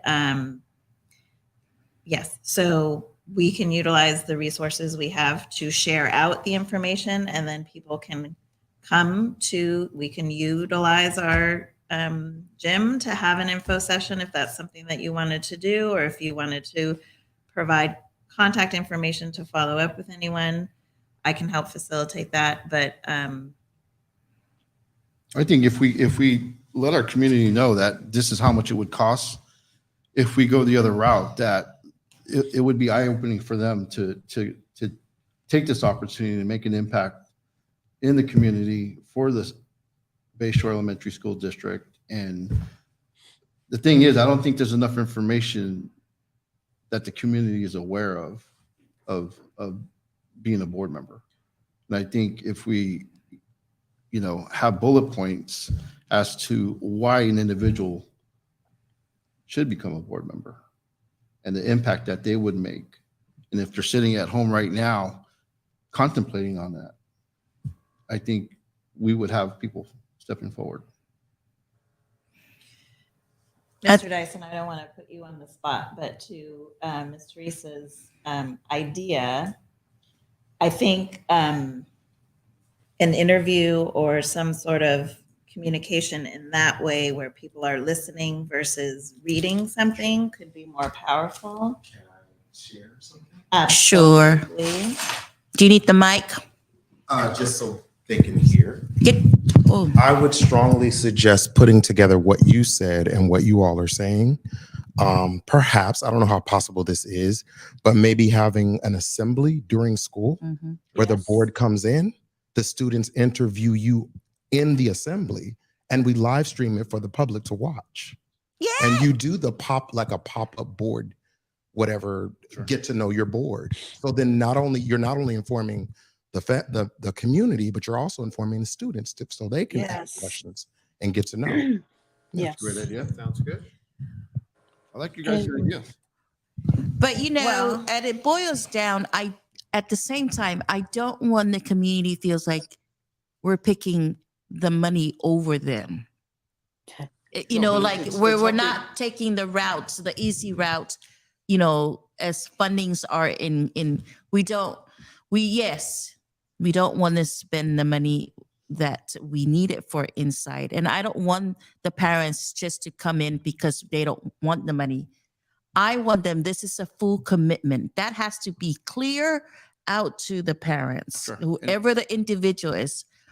This is going to be expectation, We have to educate. We have Yes. to educate our community.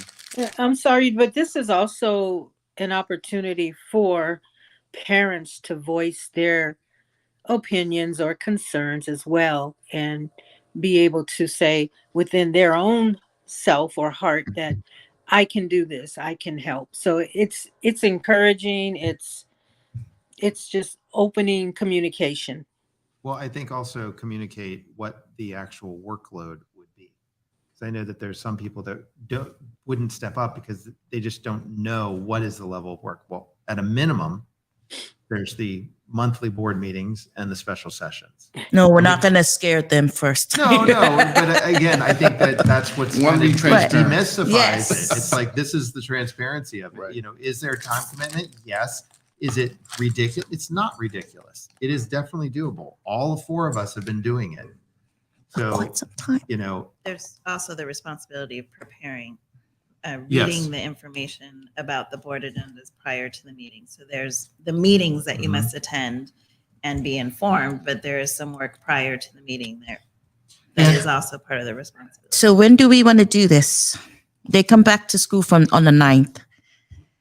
So here's just a little glitch in the timing. And I can definitely either have a representative in my place or not attend part of the AXA Superintendent Symposium that happens the week of the 23rd, but I am supposed to be at the Superintendent Symposium the week of the 23rd, which would mean that if we were to have a special board meeting for the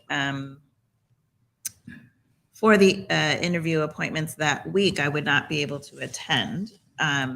If you want me to attend, we would need to have the meeting during the week of the 16th if we want to have time prior to the deadline of the 2nd. If you want to cut it close, then we could wait to have the interviews either the 30th or the 1st.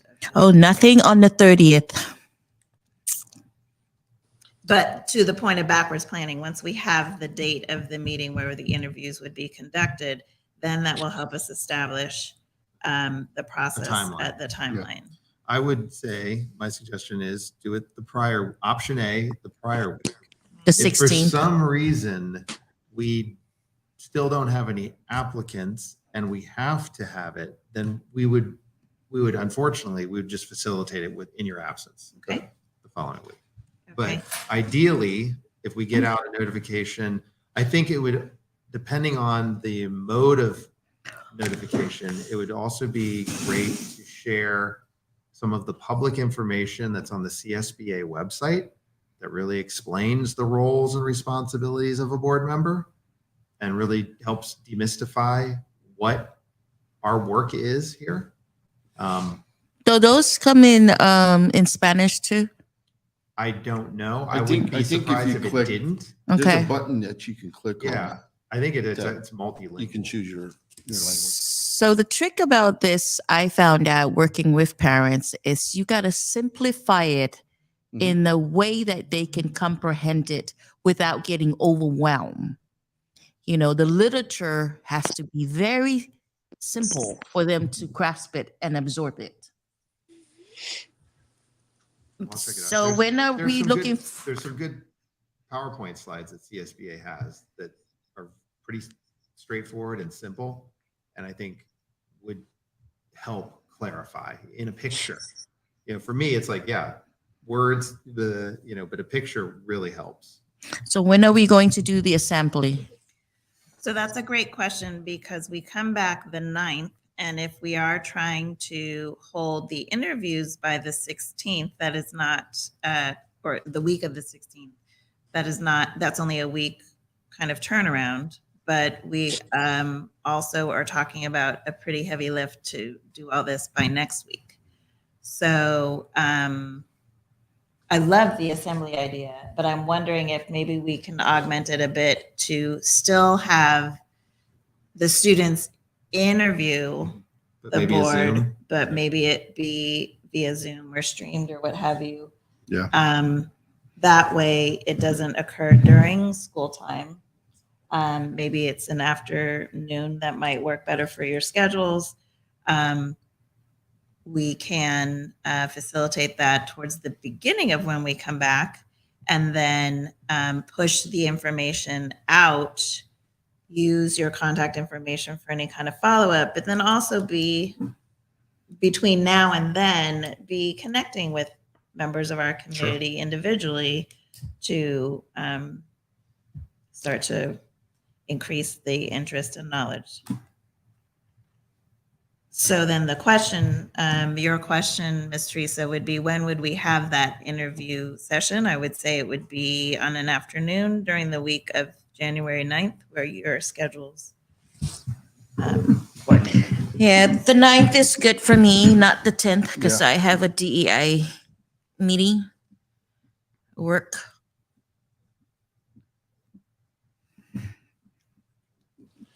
What day of the week is the January 9th? That's a The Monday. Mondays are Monday. hard.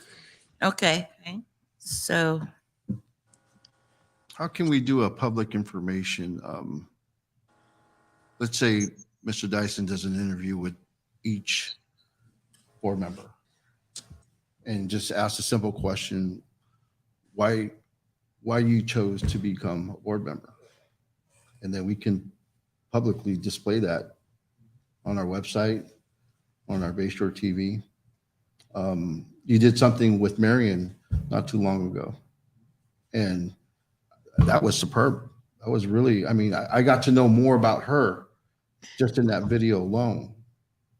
So if that was publicized in this community, I mean, a lot of people would say, I could do that. And then along that, whether they qualify, it's pretty simple. But if the community would understand that we're just normal people like them that wanted to come into this school district and into this community to make an impact for our students, I'm sure a lot of people would understand more of what it takes. And they would see themselves as, I could do that.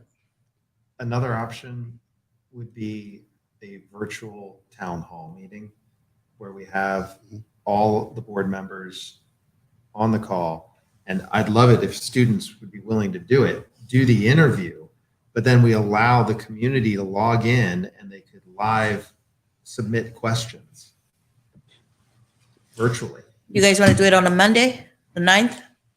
We can do it tonight. Mondays are hard for me. Oh, I'm sorry. See, okay. and that's the thing. I think we're running into some. We're running roadblocks very here. late. I mean, that said, if the other about the 3 of you 11th? are available, I don't want to hold up the process because I understand the timeline is short. I'm pretty. I'm open. I'm open to all the dates. Yeah, I'm pretty you guys flexible. put out. When is the last day for school? Friday? This Friday? A week from this Friday, so the 23rd. 23rd. You guys are done on the 23rd? Yeah, why don't we do it on the Tuesday, the 20th? I'll be out of town as of Yeah. next week. And again, we're running into a lot of roadblocks here. So,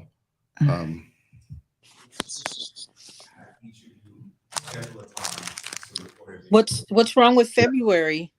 yes. It's Too after late. the 60-day timeline with Brown. We have to have someone seated by February. Okay, Mr. Dyson, I can come see you on the 22nd at 3:00 to record. Yeah. Yeah. Okay. Okay. Would you like me to come at around the same time, back to back? Offline. Okay. January 2nd, you said? But So, he has Ms. to look at his schedule. Ms. Brown, I think we're going to schedule these meetings with Mr. Dyson offline. So All right. after the meeting? Yeah, that's fine. Okay, great. January, December. But do we want to try and schedule the actual interview board meeting for, The 16th. well, the 16th is a holiday. So if you want me there, then it would be the 18th or 19th, Okay. the Wednesday, the 18th, or Thursday, the 19th. Can we put a tentative on the 18th? Is that what we can do? Yeah, the Yeah. 18 is good for me. Great. How does January 18th look for you, Ms. Brown? No, that's fine. Okay. Wonderful. January. January 18th January 18th. Thank you. interview. Damn, I'm really not. That's for interviewing, A right? special board meeting. Mhm. Mm. That's the interview for the actual candidates, not the interview with Mr. Dyson. Okay. All right. Got to move fast on this. Is that 6 p.m.? 6 p.m., everyone? 6 p.m. Sure. Yes. Yeah, hopefully I will be in person. I hope so too. Oh, will I get sworn in or do Yes. we need to discuss that? Yeah, oh, you'll get sworn in at the January 11th meeting, or excuse me, 12th, Okay. January 12th. All right.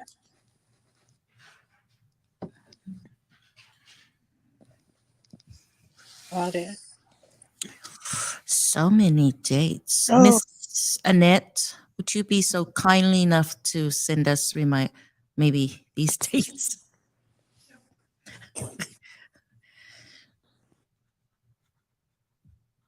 Okay. Then the goal will be, Ms. Legoski and I will work to get this posted in the Chronicle again.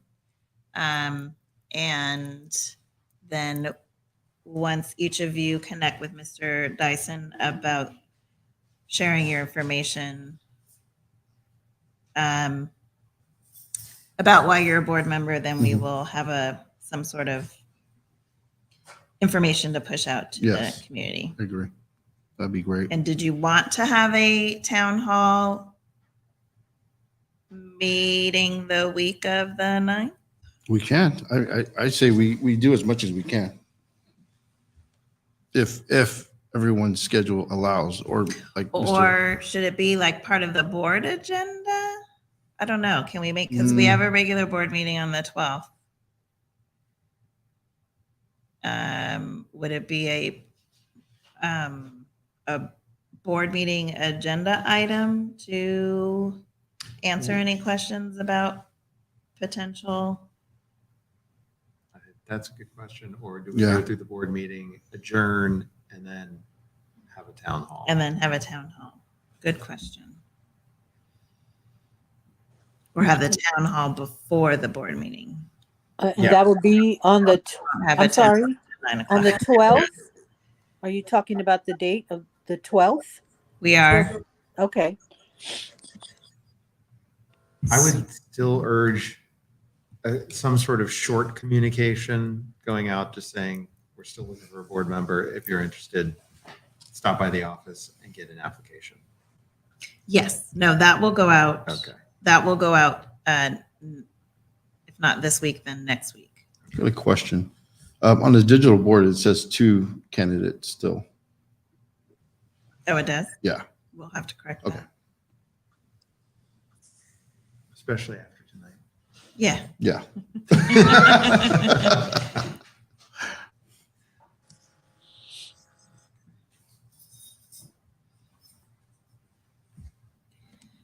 Okay. Is there any other conversations regarding the board vacancy? No, thank you. Okay. Board member reports. Are there any board reports? Okay, I'm going to start Oh, because I'm hungry. The CSBA was it was okay. The food was terrible for breakfast. There was no snacks. I love the opening session with this guy, Brandon Fleming, and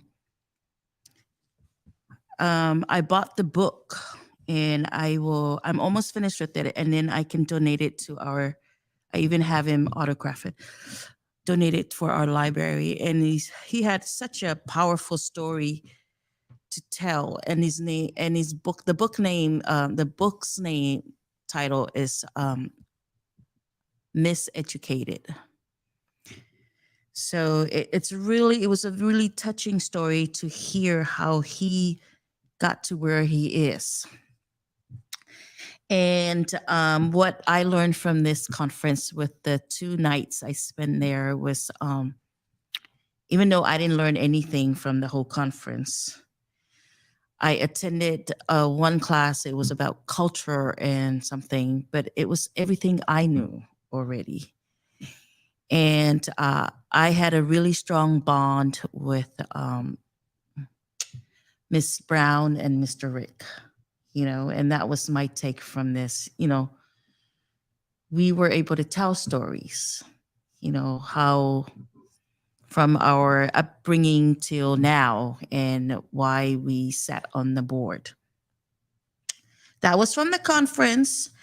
I also attended the Christmas thing that they were doing at the at the community center on, was it last Friday? And I want to say that the tremendous and the such a beautiful work they did up there. You know, I was able to talk to one of the senior, and she even shared that the staff at the Parks and Rec, she loved them. They're the best group of people that she ever. And this is senior that lives over there, and felt like they were finally able to come to a facility that was, you know, available for them, and it was open for them. I saw a lot of the communities, the families, they have rooms, they were cookie decorating, making ornaments, what else? Arts and crafts, and all ages were there. It was beautiful. And I like how see this is coming together in our community. I was able to attend. I was able to swear in council member Pamela Di Giovanni last night, and congratulates to the re-elect. Our new mayor now is Ray Buenaventura, and then our vice mayor is Jocelyn Manalo. And Rick was there. We were able to witness. That would be offline conversation. But I appreciate, you know, the superintendent, Ms. Veal, for all the hard work that you're showing already in the making of Bayshore, in the continuation of making the Bayshore. And I wanted to thank the staff. I know that I'm not here all the times to thank all the staff for all the hard work in taking care of our children, and just hoping that our children will continue to strive and thrive as we go. And I'm just praying that we will fill up this vacant soon, and whoever the candidate that might be will be able to pick up, you know, where we at, and even ride the ride with us together, even though we agree differently, but we sit on this board with one purpose, is for our children and the community. That's all I have to say. Looking forward to all these dates that I have on my calendar. And Merry Christmas, Happy Holidays to everyone, and looking forward to the Watch the Winter concert, Mr. Diver. Thank you. Great. Yeah, I'll try to make this as short as I can. Again, you know, thank you everyone for being here tonight, our attendees who are viewing us via Zoom or via Bayshore TV. I just wanted to mention I did attend the CSBA annual educational conference in San Diego. It was very informative. I attended two keynote speakers, Brendan Fleming and also Tara Westover. And they both had very compelling stories about their lives and their upbringing in education. And I can almost identify with especially Brendan Fleming. What's great is that the attendees are going to be able to log on because there's going to be an on-demand feature that you can view the presentations if you didn't make all of them. But I was there on a Tuesday, so Wednesday I attended a legal symposium, which was an all-day session, and it included board meetings and governance, California Voting Rights Act by trustee area elections, role of the board in labor negotiations. So there's a lot of information that I'm going to continue to do research on. And then, there were consecutive days, Thursday, Friday, and even a Saturday, attending different, we attended a San Mateo, Santa Clara, there was board members, there were staff, county staff, superintendents that were there and all together. And it was great to see familiar faces. It was great to see board members, gathering together. in one area, and also seeing superintendents and former superintendents.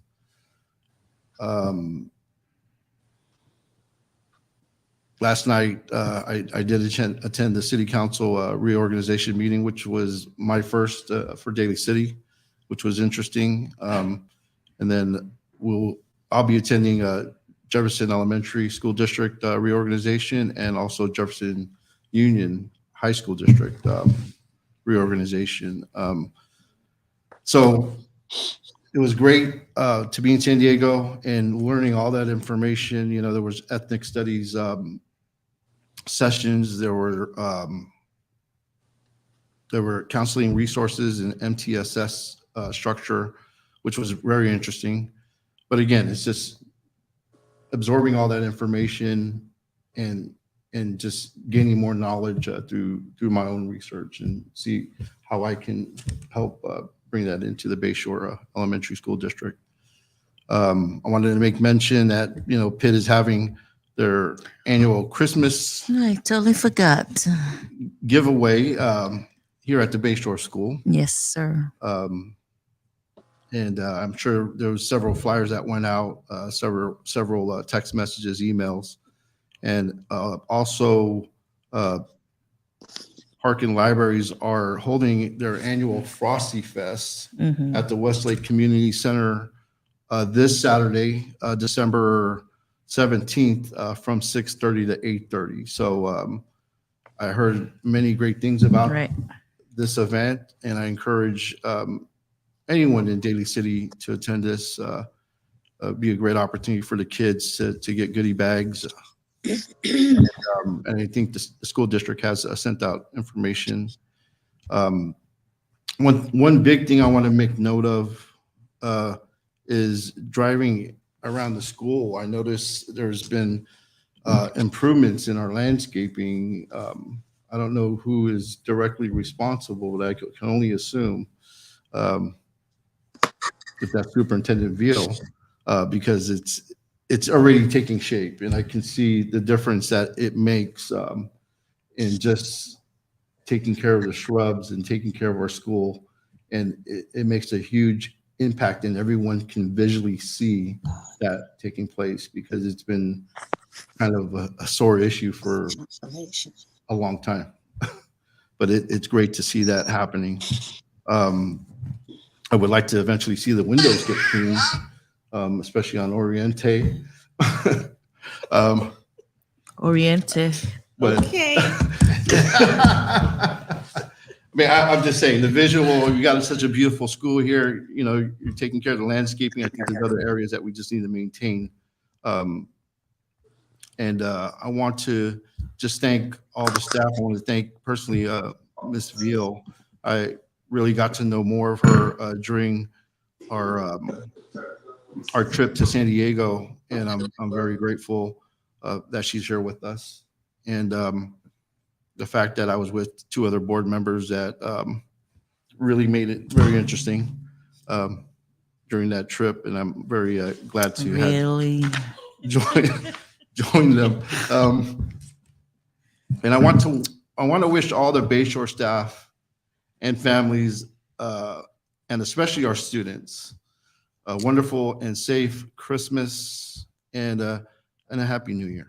You know, I'm looking forward to great things, and it takes all of us to work hand in hand to reach our goals. And we want to ensure that we do everything we can as a collective board, and working with our superintendent to fulfill those promises. So thank you, everyone. Here, here. Okay. I just want to chime in about the CSBA trip to San Diego. And Teresa and Rick have given the information very well. And so I'll just say that, yes, all that was good, and everything we signed up for, or even didn't sign up for, it was good that you could just walk into any of the sessions and feel like this is the place I need to be. So it was open, it was informative, and I appreciated having the opportunity to be there for my first time. So I will be doing that again. Also, Hopefully it won't I carry just want you to back. bring it to what's happening now. I'm thankful that Mr. Dyson was able to create this platform for me to attend the meeting, being, in a situation where I couldn't get to the meeting tonight. I'm very thankful for that. And also, we did miss I think it was December 9th Christmas party at the community center. And it was kind of, something that everybody didn't know about. And we did talk about that as a board, that there needs to be improvement on getting the information out to the community. I believe the pictures of everything that went on, they were beautiful, but it still needs to have more inclusion. So on that note, there was also something I participated in with the Daly City Partnership, and they have a program called Operation Santa Claus. So I was able to get applications to the Bayshore students and Midway Village families who may not be able to get, or receive gifts. So they were presented gifts through a special delivery to their homes. So I was glad to be part of that. And happy to be part of creating and developing our board goals. So just want to keep it brief. And thank you. Thank you for the flowers. I really enjoyed those. I really enjoyed Annette knocking on my door. I don't mind that at all. So, and the candies, that was great. Haven't opened up the box of candies yet. I'm saving those. You You have to deliver share it, them. Ms. Brown. Thank you so much. That is so sweet. Thank you, Ms. Brown. Yeah, And we wish you a fast recovery. I appreciate that. So Merry Christmas to everybody. Happy holidays. And Thank you. let's celebrate our students, but maybe not so much, hopefully not much rain to rain on their days of celebrating, and teachers and the whole family groups for the Bayshore School. Enjoy your vacations and holidays. Thank you. Thank you. Thank you. I just wanted to go back and just call out two very generous donations that were made. One from Steve Waterman in the form of Safeway gift cards and library books. I know that he has been a supporter of this district for years. And then we also received another generous donation from Robin Leiter for playground equipment, snacks, supplies for SPED, Muni passes for field trips, and sensory room tools. So thank you both for those generous donations. They're much appreciated. And I also will just wish everyone a very happy holiday, Merry Christmas, Happy Hanukkah, whatever you may celebrate. Happy New Year, be safe. And we will see you in the new year. And my last thing is I'm going to officially pass the gavel to Mr. Abiana to do the adjournment. And congratulations. Thank you. Thank you. No, I appreciate that. Does anyone have any other questions, concerns? No, hit that thing now. This meeting is adjourned. No. Good evening, everyone. See you. 8:38.